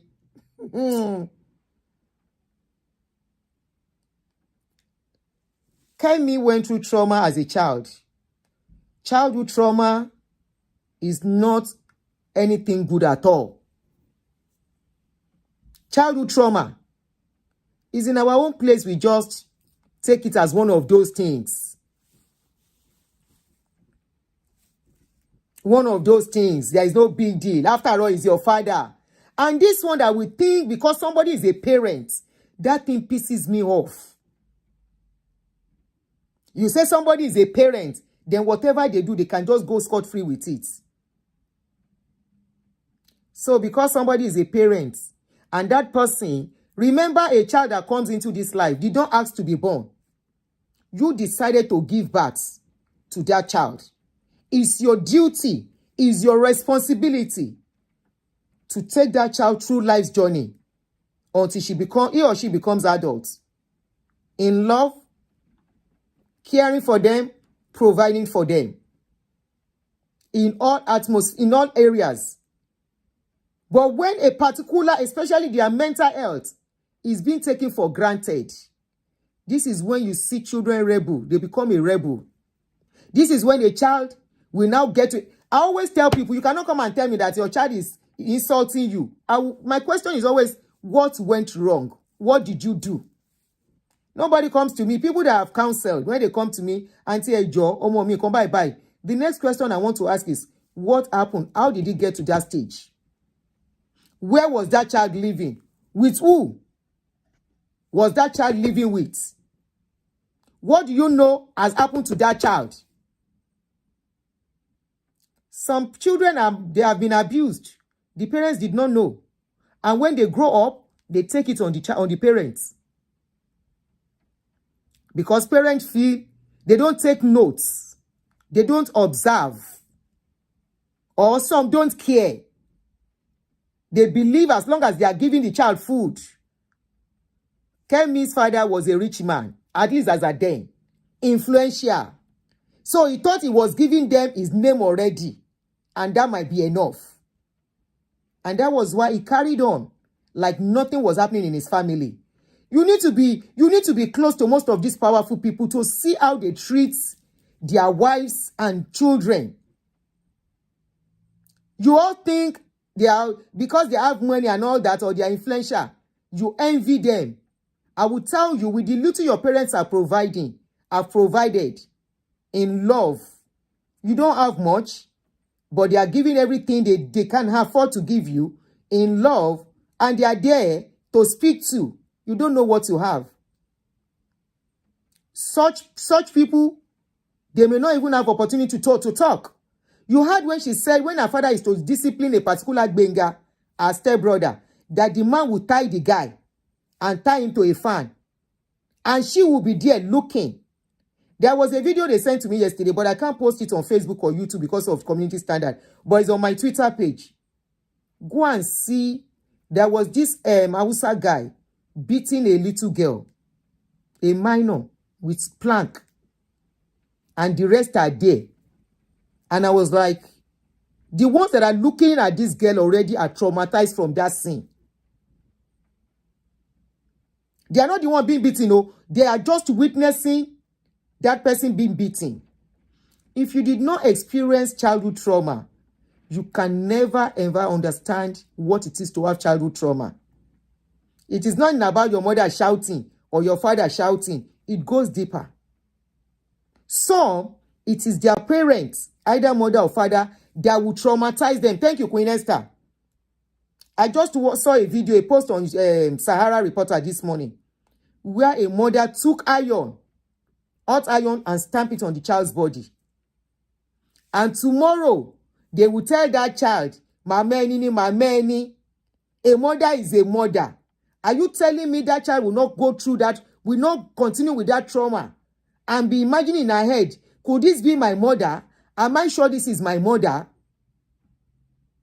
She said at a point, Kemi said at a point, that if you go and look at Benga's back, there are marks of hot iron.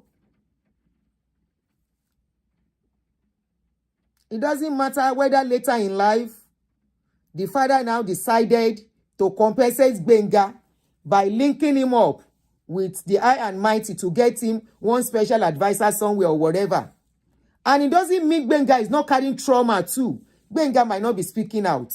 Not all children will speak out. Not all children will rebel. Not all children will face the parents back in life. And for those of you that are saying Kemi herself is a bad parent, how do you expect somebody that is going through trauma? Kemi had a lot of opportunities in life, but her trauma was going along with her every step of the way because they did not seek help for her. They never thought she needed help. Some children will go through it.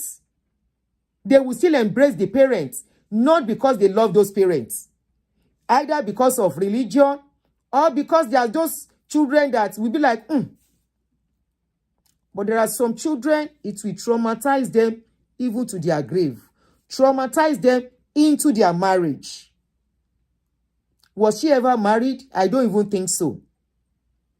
This same Kemi. Probably what she saw with her parents, she could not undo men. I have seen cases of people. Of women that have problem with their husband, not because their husbands are bad, because they have gone through one or two things. Like a young lady that was abused for a long time. Some of them, when they get married, they become frigid.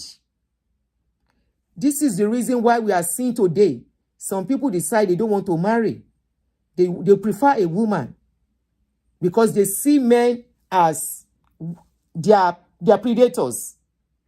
It could be the reason why she couldn't keep relationship. It could be the reason why she couldn't keep a man.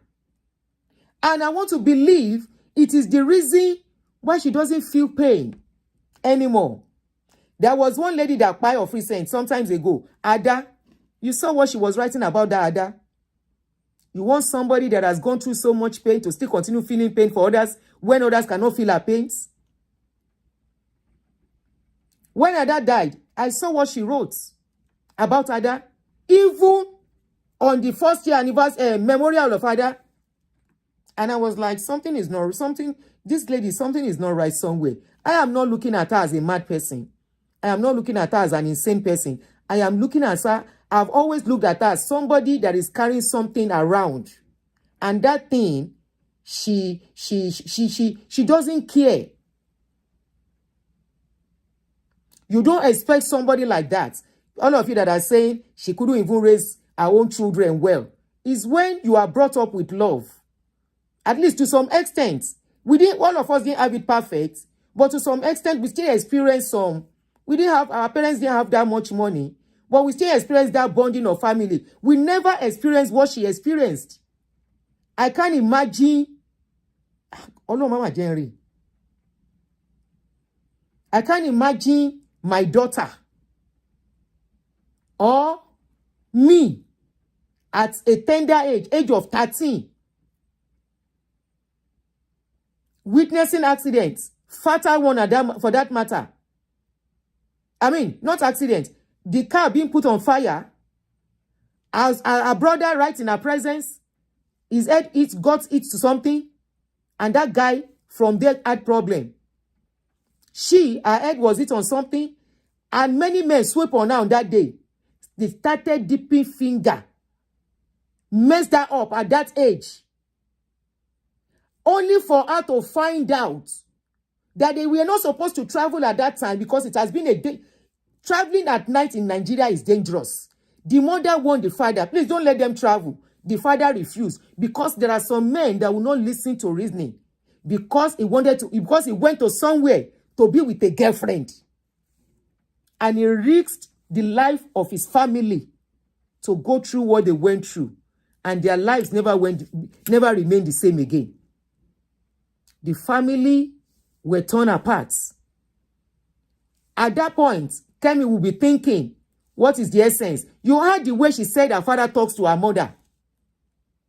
All the fight and everything. Eventually, they left each other. And you want to wonder, let's even assume Kemi is a bad child. There is an adage in Yoruba that says, why? I agree. She might have some excesses. Let's agree that she has some excesses. You as a parent, if you have a child that has excess, are you going to let the child loose like that? Why didn't they help her when they are supposed to? Or probably they help, or it was too late to. Because I want to believe, that time she said they kidnapped her and took her to hospital. Maybe they were trying to seek help for her at that time, but it was too late. But Nigerians still bashing her. We only mess things up more for her.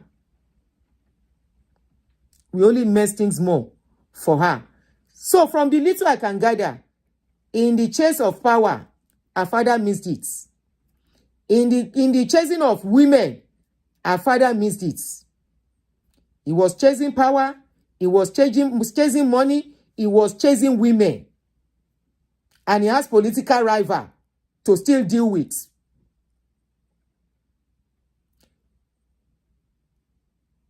As she is, Kemi is going to carry that trauma till the last day. That trauma is going nowhere. That pain is going nowhere. I want to bet it by next year, if it becomes a year after the father died, she's coming out again.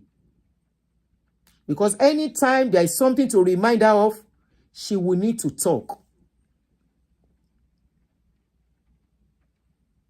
She will need to talk. But it's unfortunately that you people don't want her to talk. The way she's talking, she's getting her healing. Let her cry. Let her talk. Let her say whatever she wants to say. If I were her, I would lock my comment section. But first, people will still carry the video and people will still talk. But if you are looking for insensitive people, we have them plenty. Unempathetic people, we have them many. They will use their family to judge your own family. Like, if their own family is perfect, every other family is perfect. especially in that kind of place where we come from. That our Nigeria, whereby parents can do anything and they are not expected to apologize.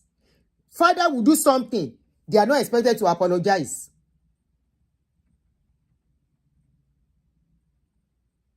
They will tell them. I've had a somebody said, I said that is a lie. That is a big lie. Obi gbọ́dọ̀ bẹ̀bẹ̀ if Obi is wrong. Are you telling me that woman that stamped her daughter, a 7-year-old daughter, if that girl should come out tomorrow now, in few years' time, and start saying the story, these same you people that are castigating Kemi, you will tell her she's mentally unstable. Our own mother is there on Sahara. Sahara posted it 2 hours before I came out. It's one of the things I said I will still talk about before I remember we were talking about this one. If that girl comes out in another 20 years' time, and that girl will say, I ate my mother, you are the people that will say, can you hear? But thank God for social media. The record will be there for her to say, go and see. Sahara reporter carried my story. Kemi does not have references per se. But she was giving dates. She was mentioning months and dates and year to show she knows what she's saying. But you guys are not ready to listen to her. You don't want to hear her. And many of you are doing the same thing to your children as you are watching me. I have had somebody, I know somebody who left her child. That girl is a spy now. Look at what they wasted. All because of their own selfishness of I must be this, I must be that as a man or as a influential man. See the intelligence of Kemi. Imagine nothing is wrong with Kemi. Do you know where Kemi will be today? Imagine she didn't have problem. Even here, this is the same Kemi that has worked with CNN before. The picture and video is there. I have seen it. This is not what they told me. This is Kemi that has worked with Kinon Porukwe. See where she ended. All because she could not juggle what she has gone through. And you know what? Anything that happens to her, she will relate it back to her parents. Whatever happens to her, she will always blame it on that man. Even despite the man has gone. It is all about the past trauma that she's still carrying. And it is not in anybody's place to tell us to stop carrying it or to forgive. Forgiveness is of that person if she wants to. Even though you people take forgiveness to be, that is the end. Forgiveness is not the end of trauma. Hello? Forgiveness is never, because I've heard people say, when you forgive, it's for the peace of your own mind. No. Forgiveness does not mean she has forgotten. Forgiveness does not mean she should still relate with them. Forgiveness, and I want to believe, she are leaving Nigeria to relocate out of Nigeria is part of her healing process to put her pains behind. But now this man died and she has to remember everything again and again. And this took her back. And I'm very sure she might even be having nightmares now. She will be dreaming, having bad dreams now, remembering those years. They will be coming back. If a 60-year-old woman can be wailing like that, crying so much. Look at how a very intelligent brain has been allowed to just to waste away because of childhood trauma. That is how childhood trauma messes up people. There is somebody that I know, the girl is late now. The young lady is late now. Her case was the case of a childhood trauma too. Her mother was a very useless woman who decided and chose a man above her child. You know, I kept saying it that why didn't Olunloyo's mother leave when everything was going on? Somebody said in those days it is not easy to live with women, to live with your children, which is true. Which is true. In those days, it's not easy. People don't leave their husbands anyhow. The few ones that leave, they are shamed. In fact, they live a secluded life in those days, unlike now. where anybody does not give a damn, you call anybody single mother, problem with yín. As long as she's doing very well as a mother, that's what I care about. I don't care whether you are married or you are single. I care more about how you are taking care of the children you have, either 1 or 2 or 3. Are you dedicated to those children?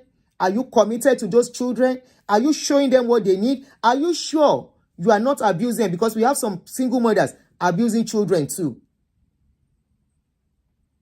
The mother saw everything going on, but she stayed in that marriage, all in the name of I want to be married. Even in those days that we think people don't leave, some people leave. Our own mother left.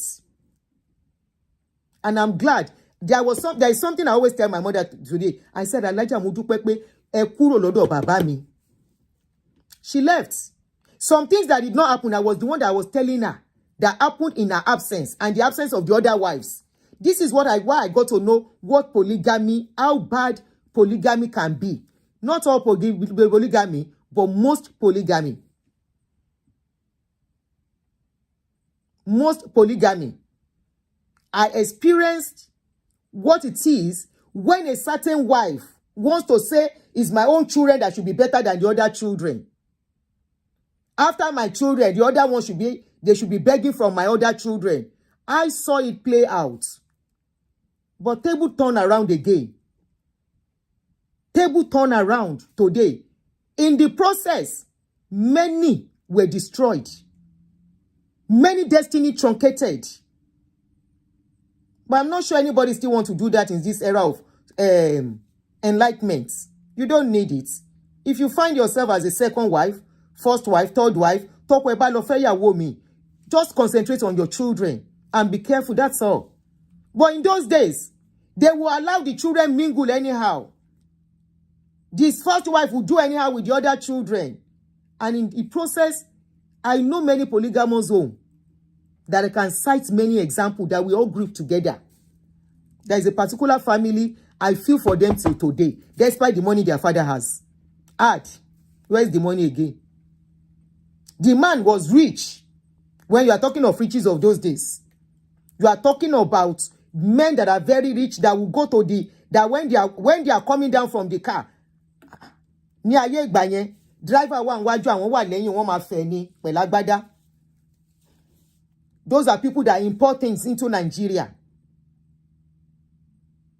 Now, so that family was really ruined, all in the name of polygamy. It was that particular family, when one of their wives called me that she come and help her, my mother said, go and help her to pack some things.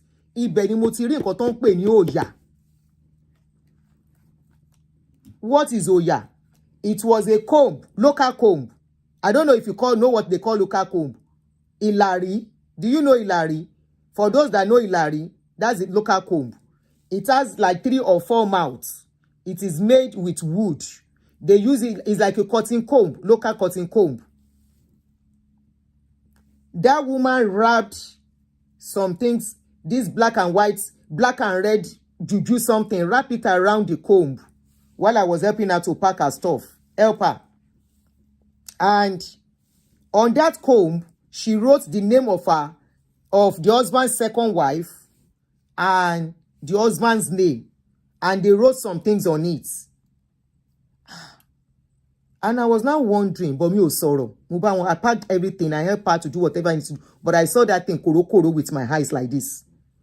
It was later I now mentioned it to my mother. I said, Alaja she won mori nkan kan báyìí lọ́dọ̀ mommy Lagbaja. She said, when? I now told her. She said, Abajo.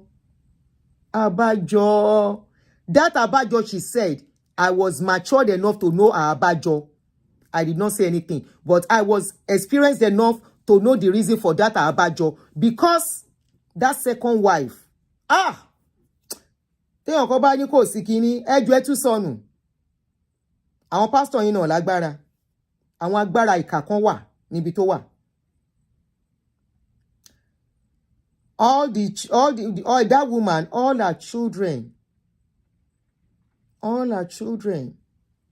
Mi ò ríru Ọlọ́run rí o. Their lives are totally messed up.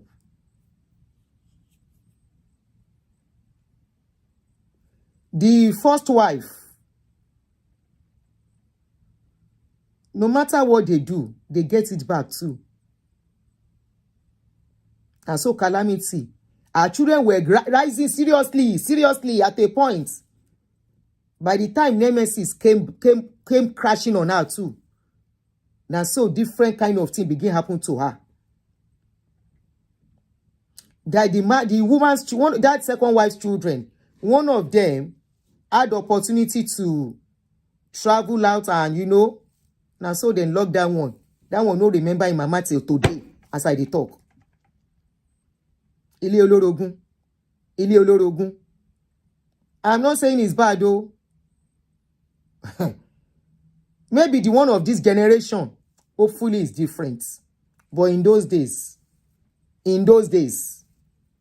especially in the days of these people that we are talking of, and those men too, those papa of those days, I don't know of any other tribe. I will talk of Yoruba tribe. The papa of those days, waiting then they take their eyes, go put inside. If you are doubting Kemi, maybe you are a child of today's generation. You don't understand. You are a Gen Z. If you are doubting Kemi, maybe you are just 30-something-year-old. If you are doubting Kemi, maybe you were lucky. Your father and your mother alone. No distraction. If you are doubting Kemi, maybe your father was contented with his civil service, $10,000, 10,000 naira salary. He was not looking for what is lost. If you are doubting Kemi, maybe you have not seen some things. That some of us saw some things. When Tabalotaja, ilé kan wà tó ń pè ní ilé white. White. Not that one, no. Another white. They call the man Baba White. His house is white. From everything in his house is white. His clothes now white. His car now white. Interior of his car is always white. If you are doubting Kemi, the interior of that man's house is white. His shoe, white. Walking stick, white. All his wives, they must wear white. Now, white.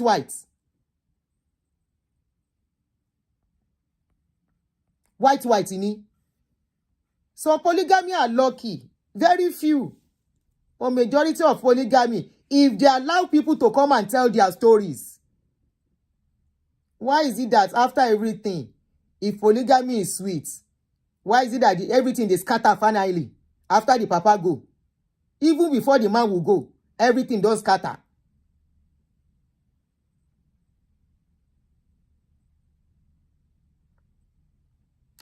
The man white.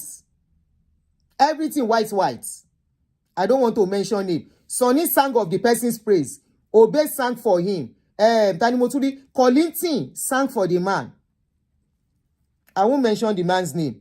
But they call him white in Surulere, somewhere in around Adelabu side. Teba ẹni tó bá mọ Adelabu ma mẹni tí mò ń sọ yìí.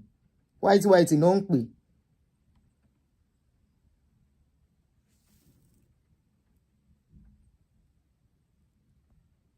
Despite everything, when they feel after, if it truly sweet, why everything they scatter when they go?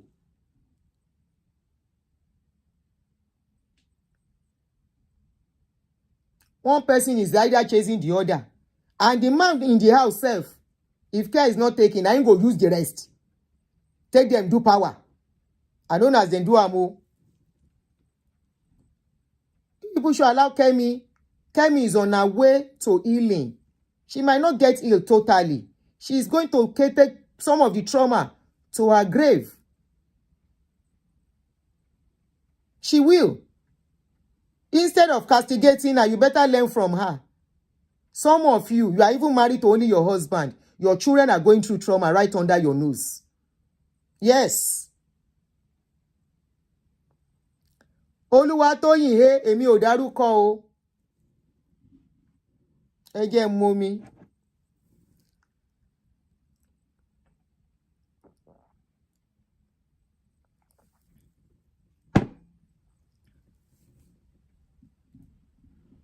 She said they had a peaceful family before their father started going up and down and looking for what is not lost.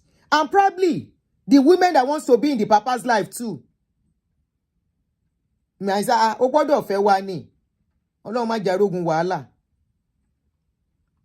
unfortunately, they are the one that got traumatized, especially her. Maybe the rest are traumatized too, but they just decide, of course, not everybody will come and carry a story and be saying outside. It doesn't mean they don't have their own share of what happened in that family. Oluwatoyin Olorúkọ mi, now you talk. No, we talk.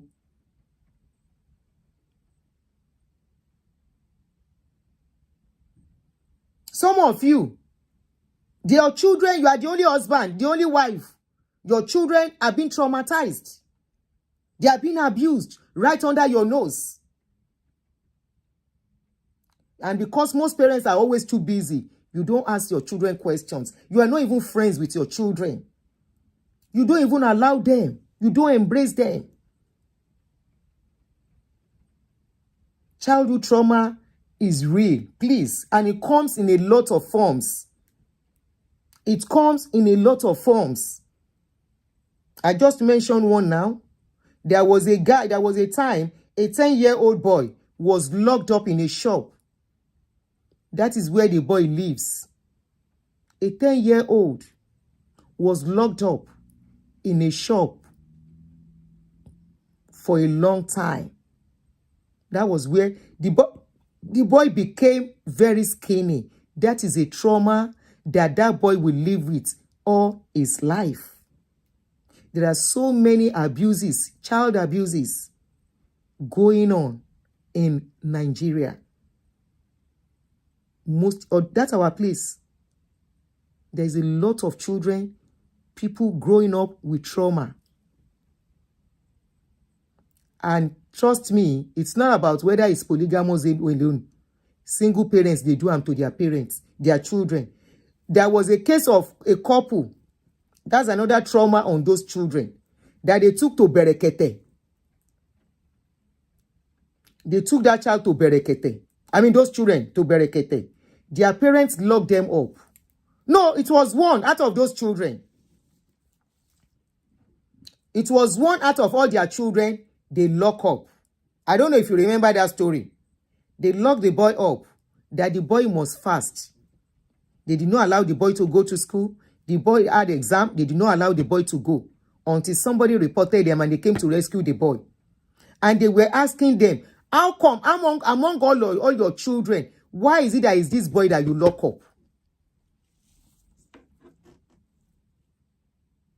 Why is it that it is this child that you lock up? They say they want that child to fast. That is a trauma.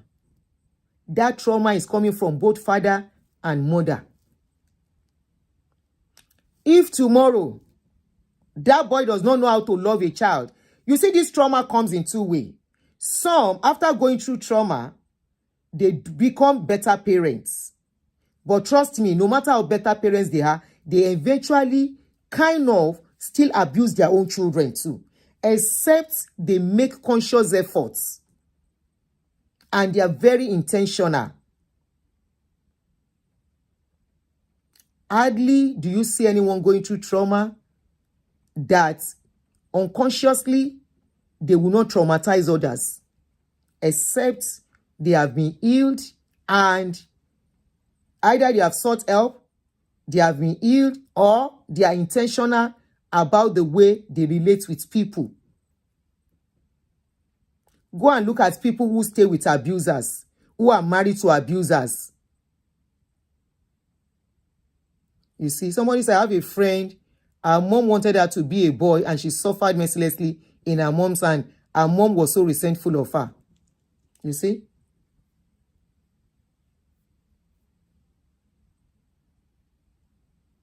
Oh, somebody said, I couldn't show my baby love for 6 months of her life till I went to therapy. Oh my God. Except you make that, if you have gone through trauma and you are watching this video, Because I know some people, this thing will be straight to their story. It may not be similar, it may not be the same thing, but trauma is trauma, and no trauma should be downplayed. I was telling somebody, I said, our generation is still strong. Our children, are they that strong? Can they cope? Have you at a point traumatized your children too? Because you have been traumatized. We take it to be, we are training. Are we really training? Are we really training these children, or we are abusing them, thinking it is the way we have been brought up? Go and get help. Go for therapy if it is available. Talk to somebody if you need to. And if you have children, please, so you don't have a repeat, because that is what is happening to most of us unconsciously. I have shared my story with you. How, because of what I was going through in my early journey as a widow, I didn't know I was kind of, I thought I was training. I thought I was unconsciously abusing my daughter then. I'm not ashamed to say this. But good enough, she is a very strong-willed child, and I'm glad she is. She's a wonderful girl. If I come to this world again, that is the daughter I want. Then she looked at me one day and she said, "Mommy, please stop doing this to me." One thing I find out is that anytime I beat her, I end up crying. Because I feel I am not supposed to beat her that way. It was later I realized I was transferring my pains onto her. Why? I didn't get somebody to stand with me to heal. I didn't heal up. I was training them in that pain. I was taking care of them in that pain. And unconsciously, I was saying some words that I was not supposed to say to them. She was the one that called me to order.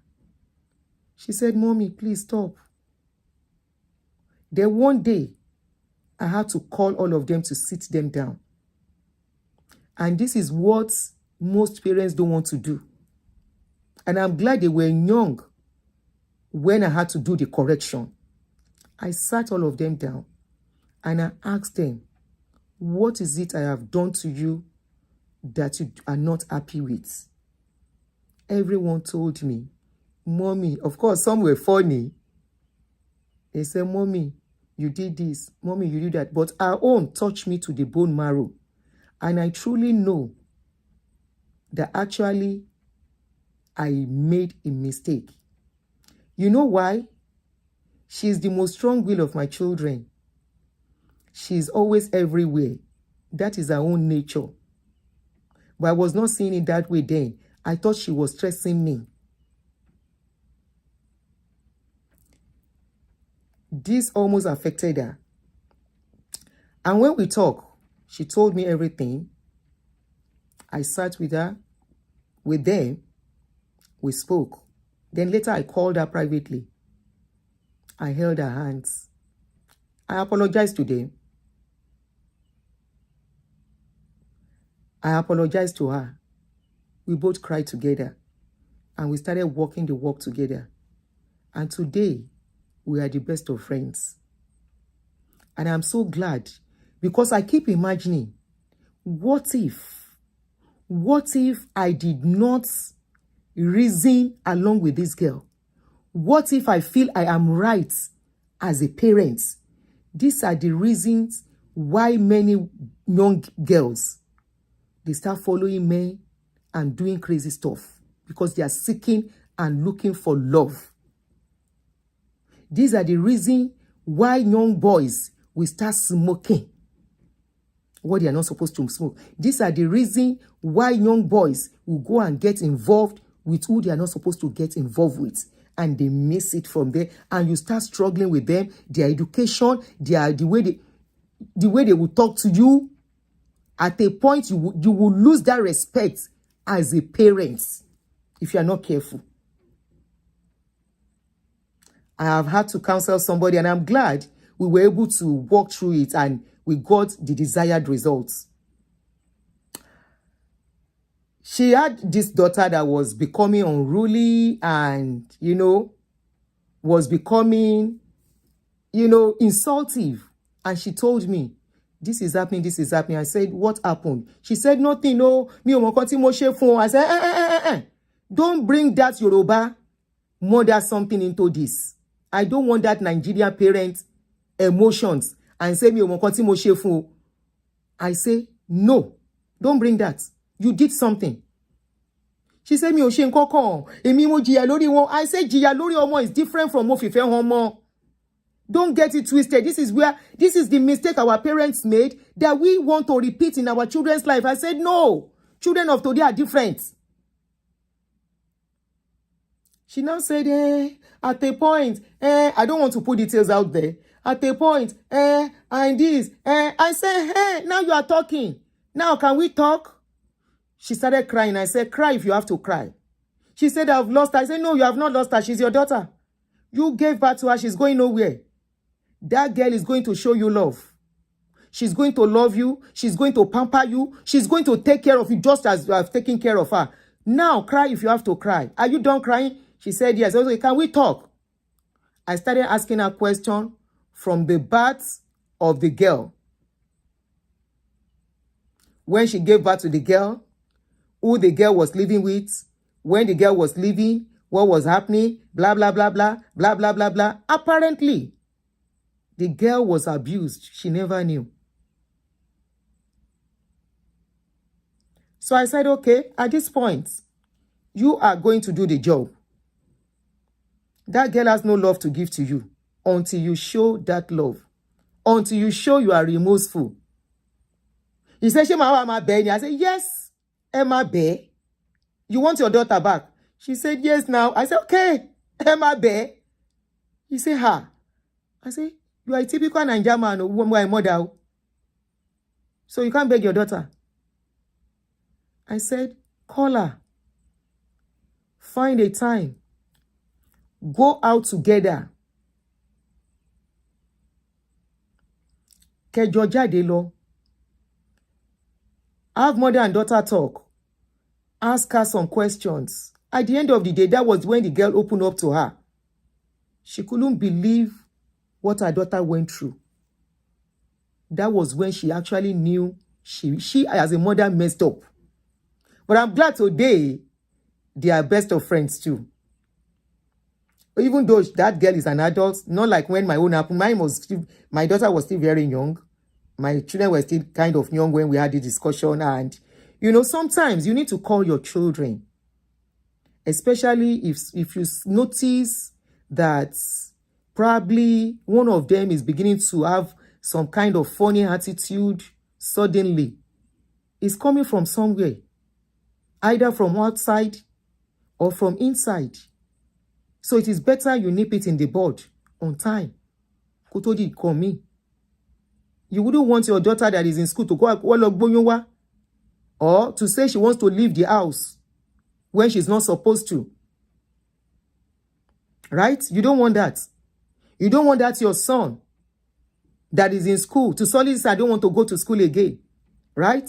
You don't want that your son that was doing very well, suddenly dropping out of school. Or saying, I don't want to go to school again. Or lying to you that he's going to school and he's not going to school. Or started sniffing some things. You don't want that, right? I'm sure no parents want that. So, there are times you need to, once you start noticing that their attitude is changing, especially they are kind of becoming rebellious. Children that are traumatized, that are abused, there is nothing you can do. They will become rebellious and they will hurt you back. At a point, they want to give what you are giving to them. Okay, I should see somebody's comment. Okay. They want to hurt you back. That is when you see a child, they don't give a hoot anymore. I have seen cases like that where a child, because of what was coming out of the mother's mouth, the boy said he's not going to school. The mother can go to hell if he wants to.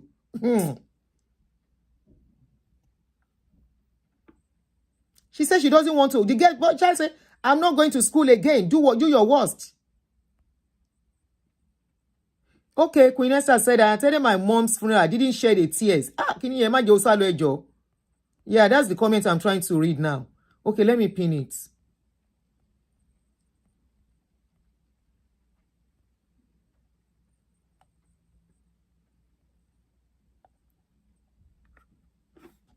Okay.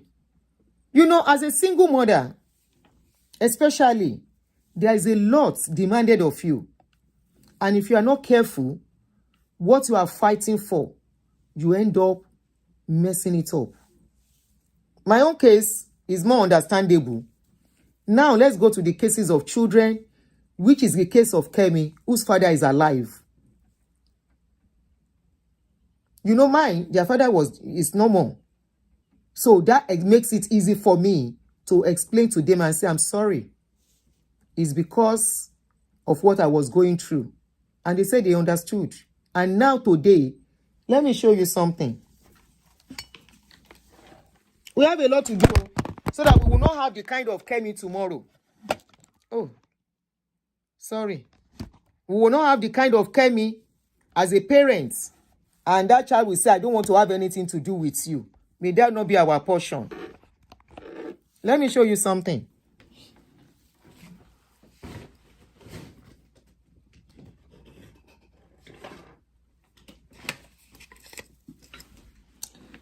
This is why I tell people, when you have to divorce with your husband, if you can do it in a way where it will not be bitter, where their father can still relate with them and show him the little love he can, please do so.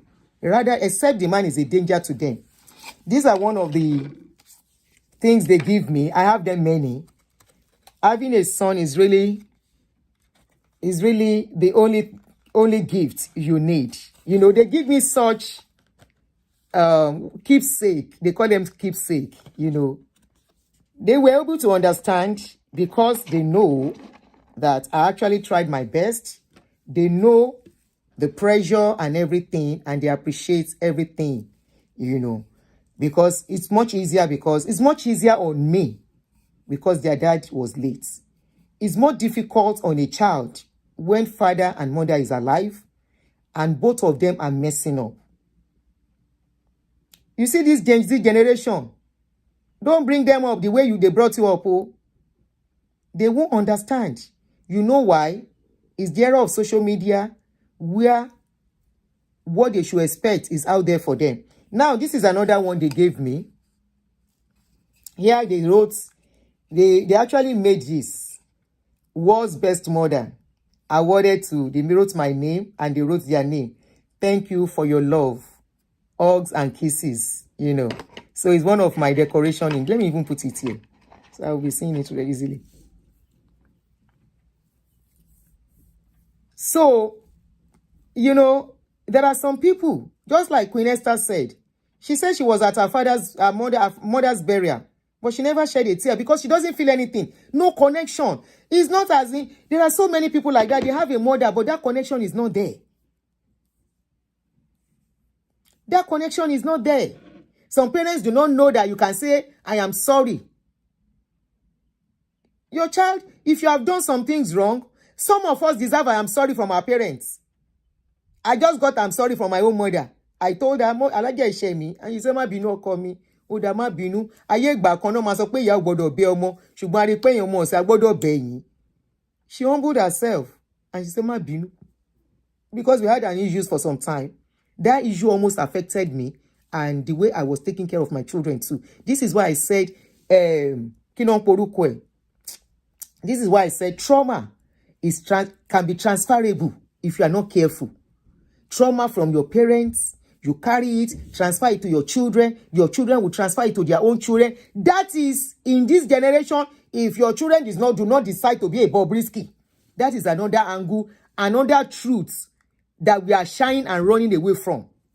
Many parents today, they are now dealing with a lot of Bobrisky, codedly. They are now dealing with a lot of Bobrisky in their closet. I think you saw one of our politician that is son.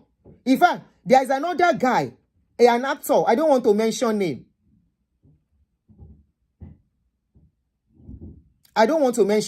There is another actor that the son has become a woman.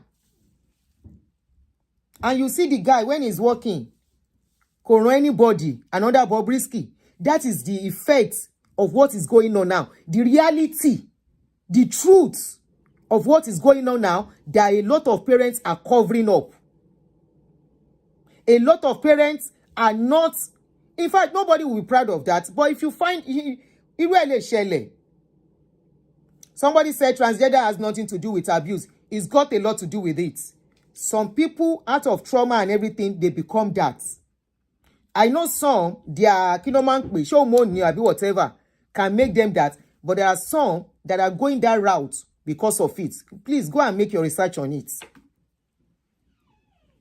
Go and make your research on it. I have spoken with somebody that the child decided to go that route and said she will never marry. I said, why? Because of what she went through. She said she doesn't want to have anything to do with a man. And today, is a Nigerian girl, Nigerian parentage, father and mother. Today, she's married to a woman.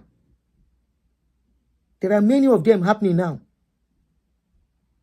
Many people who go through trauma and abuse, it all depends on how deep it affects them and the angle they want to take it to.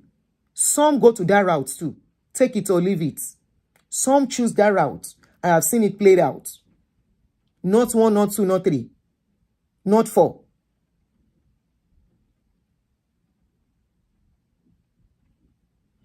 You know, we don't know what trauma is. We don't know. We just take trauma like a pinch of salt. We take it like it means nothing. Sure, we don't go through any. Especially my people, Yoruba. Magba. Sure, we don't go through any. Is it only her? That is how we downplay pains. Especially pains we are not working in.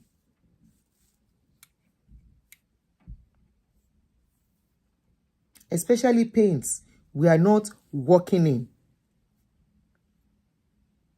Trauma can lead to anything. It's only our part of the world. We just take it as one of those things. And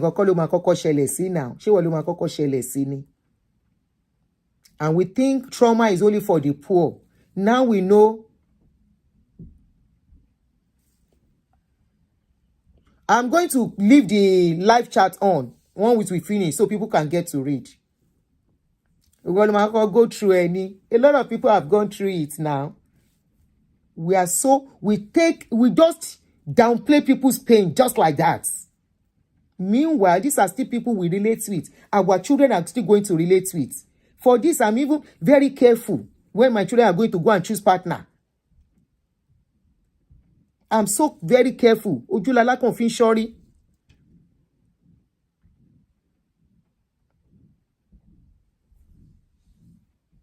Just trivialize it and make it like, kilo shele si, ti o shele se nikan ri. Wetin happen to you, wey never happen to Benz before. We never see this one. Now lie. It don't happen before. Now, I better make you go.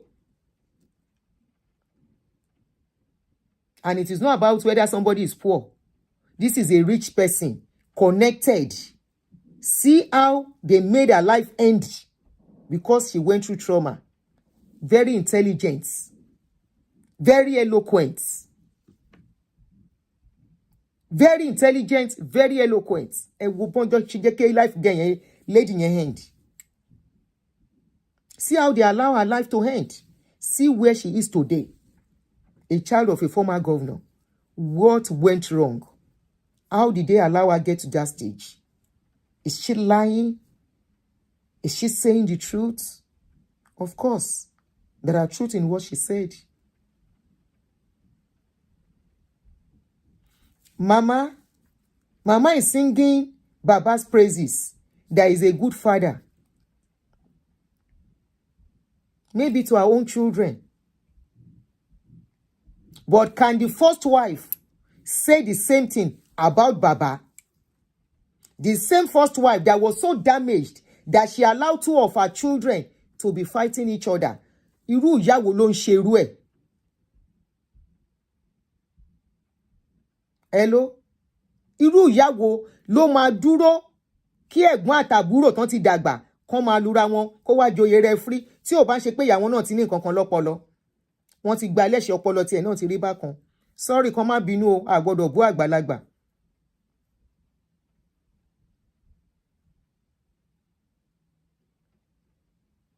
Tán wá dúró, tán bẹ̀rẹ̀ sí ń lura wọn, and the mother stood there looking at them, kán lura wọn dáadáa.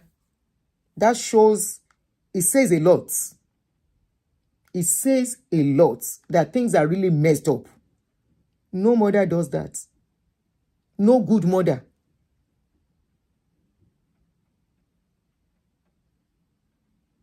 No good mother does that. Mama said he's a good mother. He's a good father. Let Mama Kemi Olunloyo come and tell her story. That is the same thing. And for people castigating Kemi not talking out, and speaking out will help a lot of other younger ones. They should learn from this.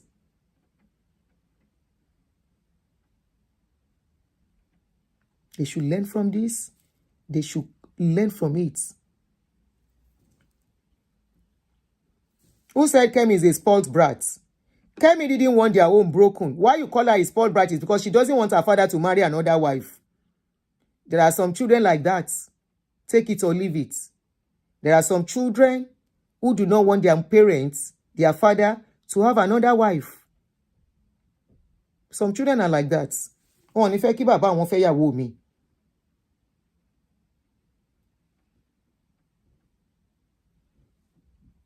Somebody said I've had suicidal thoughts.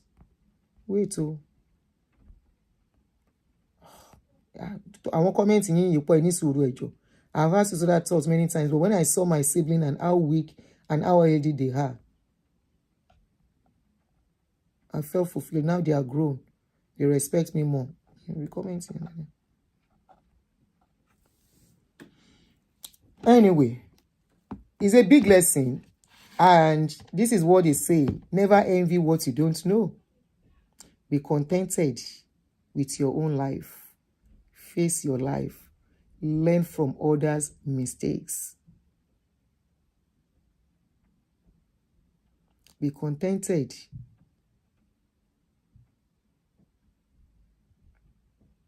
Ronke was very...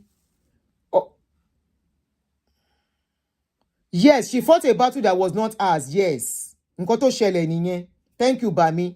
That was a good point. Yes. Ó bá yẹ ìjòwú ni. You know, I kept saying it. Ó bá yẹ ìjòwú. Ìjà tí ó kàn ló lọ dá sí. Bóyá òun náà wá fi palẹ̀ ogun mọ́. A sọ pé bẹ́ẹ̀ o. Ó lè rí bẹ́ẹ̀ náà. Bóyá òun náà wá fi palẹ̀ ogun mọ́. Wọ́n ti rí pé òun ni Sálíù ẹlẹ́nu gbọ́rọ̀. Tó dá sọ̀rọ̀ nígbà tí bàbá ẹ̀ fẹ́ fẹ́ yàwó mi.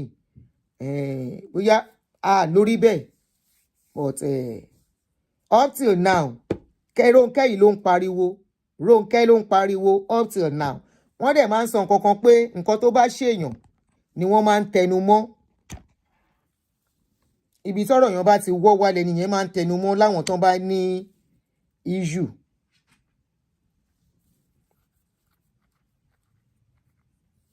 Tán bá ní issue. Wọ́n ní nǹkan tó bá ṣe wọ́n náà máa ń tẹnu mọ́. You know, she kept mentioning Ronke. Ronke this, Ronke that, Ronke this, Ronke that. So, ẹ̀yin ọkùnrin, you men too, please learn from this. Learn from this. Anyway, no be today. When man fight, they come up. Except man wey mind in life. No be today. When man the children know they complete. Especially men wey don't work out some waka waka. Was she a friend to Ronke? I don't know. No, I don't think so. She said Ronke and her sister, senior sister or somebody are age mates. Either senior sister or senior brother. She said they are age mates. I don't think they were friends. Somebody said the man don't die now. Okay, because the man don't die, what is going on with her? Don't finish. He don't finish. He never finish you. Waiting they do are still there about you. He can never finish until she's ready. Her sister was a good friend to Madam Ronke. Irú ẹ̀ ń ṣẹlẹ̀. Ó ń ṣẹlẹ̀.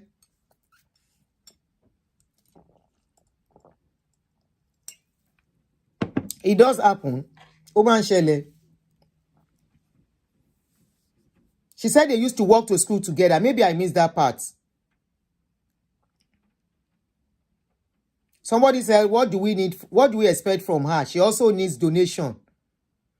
She's always be asking for donation even before now. Tó bá béèrè donation, kò ṣe nǹkan kan. Ó ti máa ń sọ that a journalist, she needs money. She doesn't hide it. She has never hidden it that she needs money, that she wants people to give her money. And she said she lives in one-room apartment. I complain kini yẹn Tony now.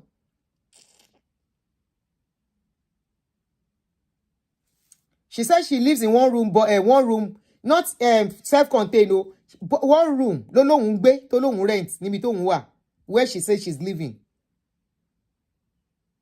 So that means financially she's not okay.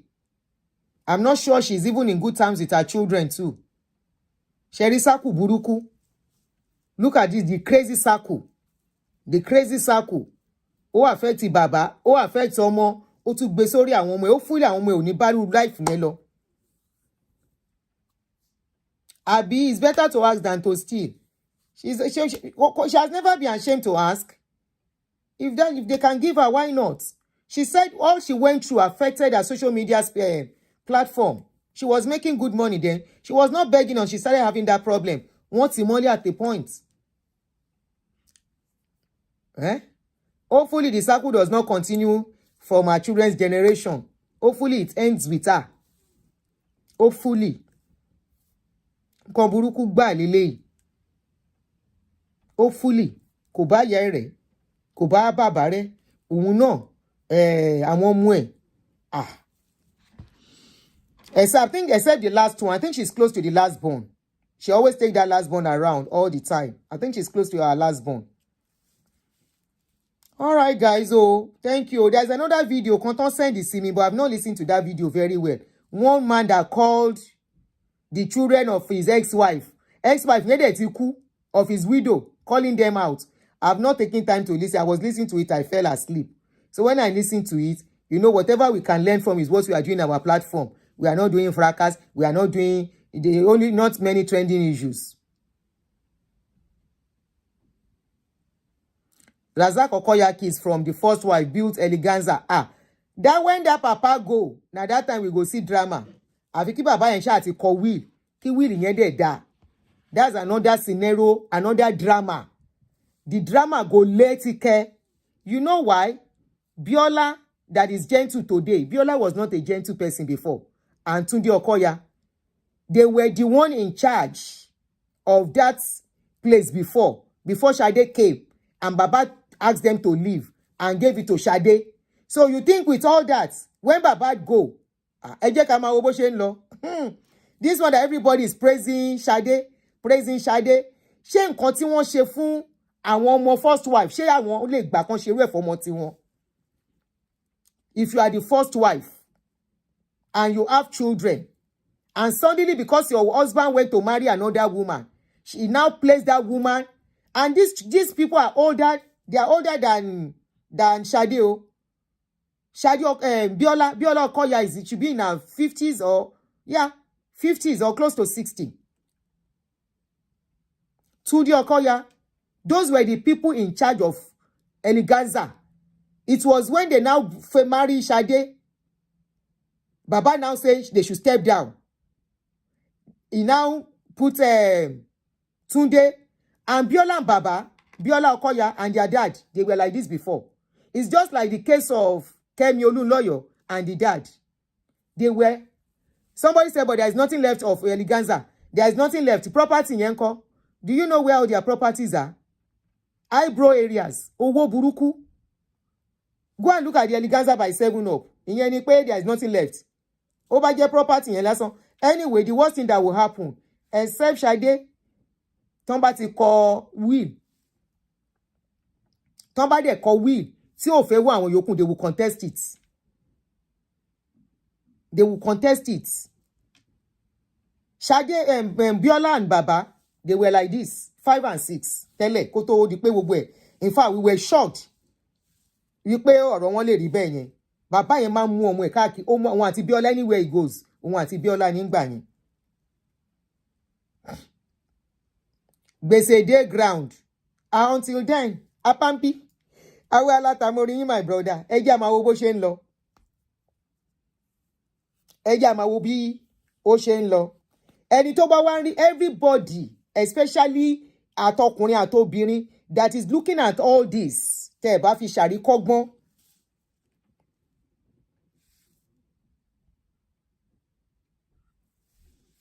Okay, Biola was your classmate in school in Ikoyi in the late 70s and 80s. Yes, that thing affected Biola. Ó affect Biola gan. Ó affect gan o. Ó affect gan. Ó tún wá lose ọmọ ẹ̀.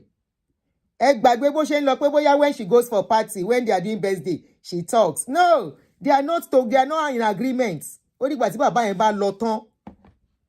Àwa wo drama. Can't you see Abiola's son? See Abiola's son.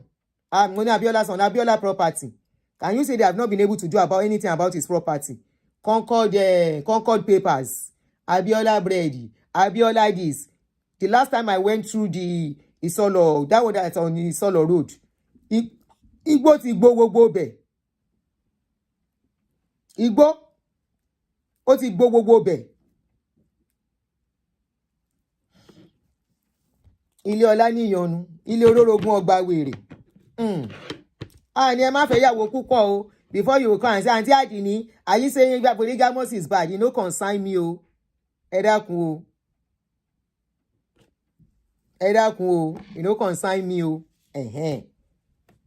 Marry many wives. Plan me 20 wives. Kò kàn wá o.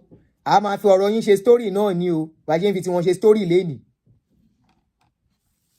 Have a story. But all in all, please be intentional about parenting, either as a single mother or as a couple, because there are couples that you will see what is going on with their children. You wonder what is going on. I have seen couple that their children now also fail the pikin they fail for school. Why? Because the parents are always fighting inside the house.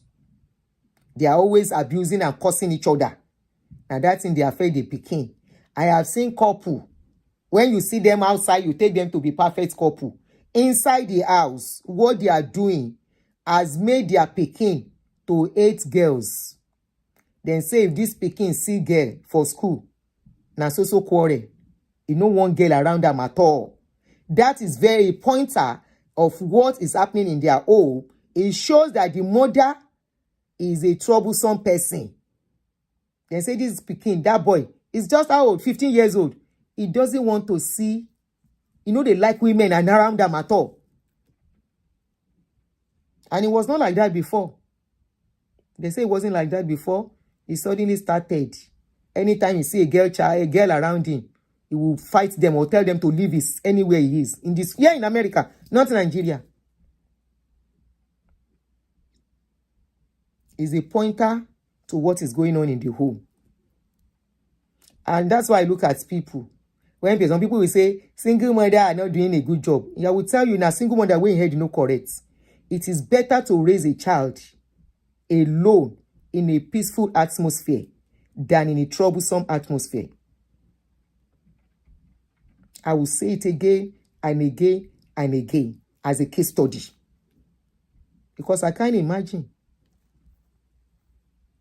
I will say it again and again and again. But if you like, no learn. We go tell your story. We go take and do. I'm not doing content. We go take and influence and learn from it. Be intentional as a parent. Take time out to ask your children. It's like doing what will I call it? It's like when you talk to your children and ask them, how is daddy doing? How is mommy doing? Is there anything you think we can do better? Is there anything you think we can do better and all that? You know, take time out and ask them. Ask them such questions. Let them tell you their mind. It might even be something that will be funny. Like I told you, when we started, I called my children and said, is there anything? When I started noticing one or two things, I said, what am I doing? Feedback, thank you. What am I doing that you don't like? And they started telling me. Some were funny. Of course, one or two were not funny, and I had to adjust as a mother. I had to apologize, and I adjusted myself. We held ourselves by the hands, and today, I am proud for doing what I did then. But if I neglected it, or I felt, assessment, appraisal, thank you. Family assessment, thank you. That should be the word. Once a while, call them, especially if they can talk. If they are becoming, especially in their teenage. Teenage years is when children start taking and piling up offenses, and you will not know. Because that is the time they need to talk to you. That is the time they can tell you this is what is going on. That is the time they can express themselves. It doesn't matter if you can start, somebody say at what age is appropriate to start. Once they can talk, especially I would say from 7 should be okay. You can start from 7, and once in a while, you just ask, is there anything mommy is doing that you don't like? They might say it jokingly. They might not mean anything bad. They might say, I don't like the way mommy shouts. That's something. They might say, I don't like the way mommy gives me the kind of food mommy gives me. I don't like, mommy said this thing sometimes ago. They are giving you feedback. They are telling you something. And when they get to, somebody say age 4, okay? Like that age 4 is going to be more like a joke kind of a thing. But they get to a certain age, the serious age. The serious age is when your children are getting to teenage years. That is the time, is a tough time for parents that have gone through it. And that is the time, the period it is likely you win them or you lose them. I know 5 years old talk, but I'm talking about real serious issues when can tell you real serious issues going on with them. You know, when they are talking, it's not about what you are doing anymore. It's even about their own lives too. Okay? Even about their own lives too. So, thank you very much, guys. We have used 3 hours. I was meant to use 2. So, we have used 3 hours. So, maybe we will do question and answer time tomorrow, Saturday. I will allow you guys calling whatever you want to ask or you want to contribute and chip in on parenting. Let's learn from each other too. I am still learning too. Come in.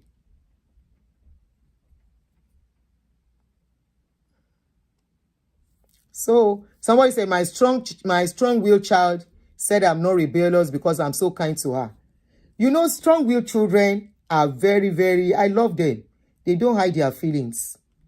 And Kemi Olunloyo is a strong-willed child. It's unfortunate that things turned the way it did for her. She is a very strong-willed child. Somebody said, as a teacher many years back, a girl of age 4 said she will kill herself because of her parents' consistent fighting. You see? You see? You see? You see? Nigerian parents, especially, let us learn to be calm. Everything is not yelling. Everything is not fighting. Everything is not beating our children. I they beat too. In those days, I know they beat again. And I wanted to call into my beat. I cannot beat again. But the last time I did beating, I said I would never do it again in my life. Beating does not change. It makes things worse sometimes. You think beating is beating. Correct children. No. Love, talking to them, correcting them in love brings positive results than beating. Conversing with them. I didn't learn this early. I learned when it was not too late. But the day I discovered, I said, never will I beat any child again. Never will I lay my hands on any of my children. Never. And I stopped since then. Anyway, guys, thank you very much.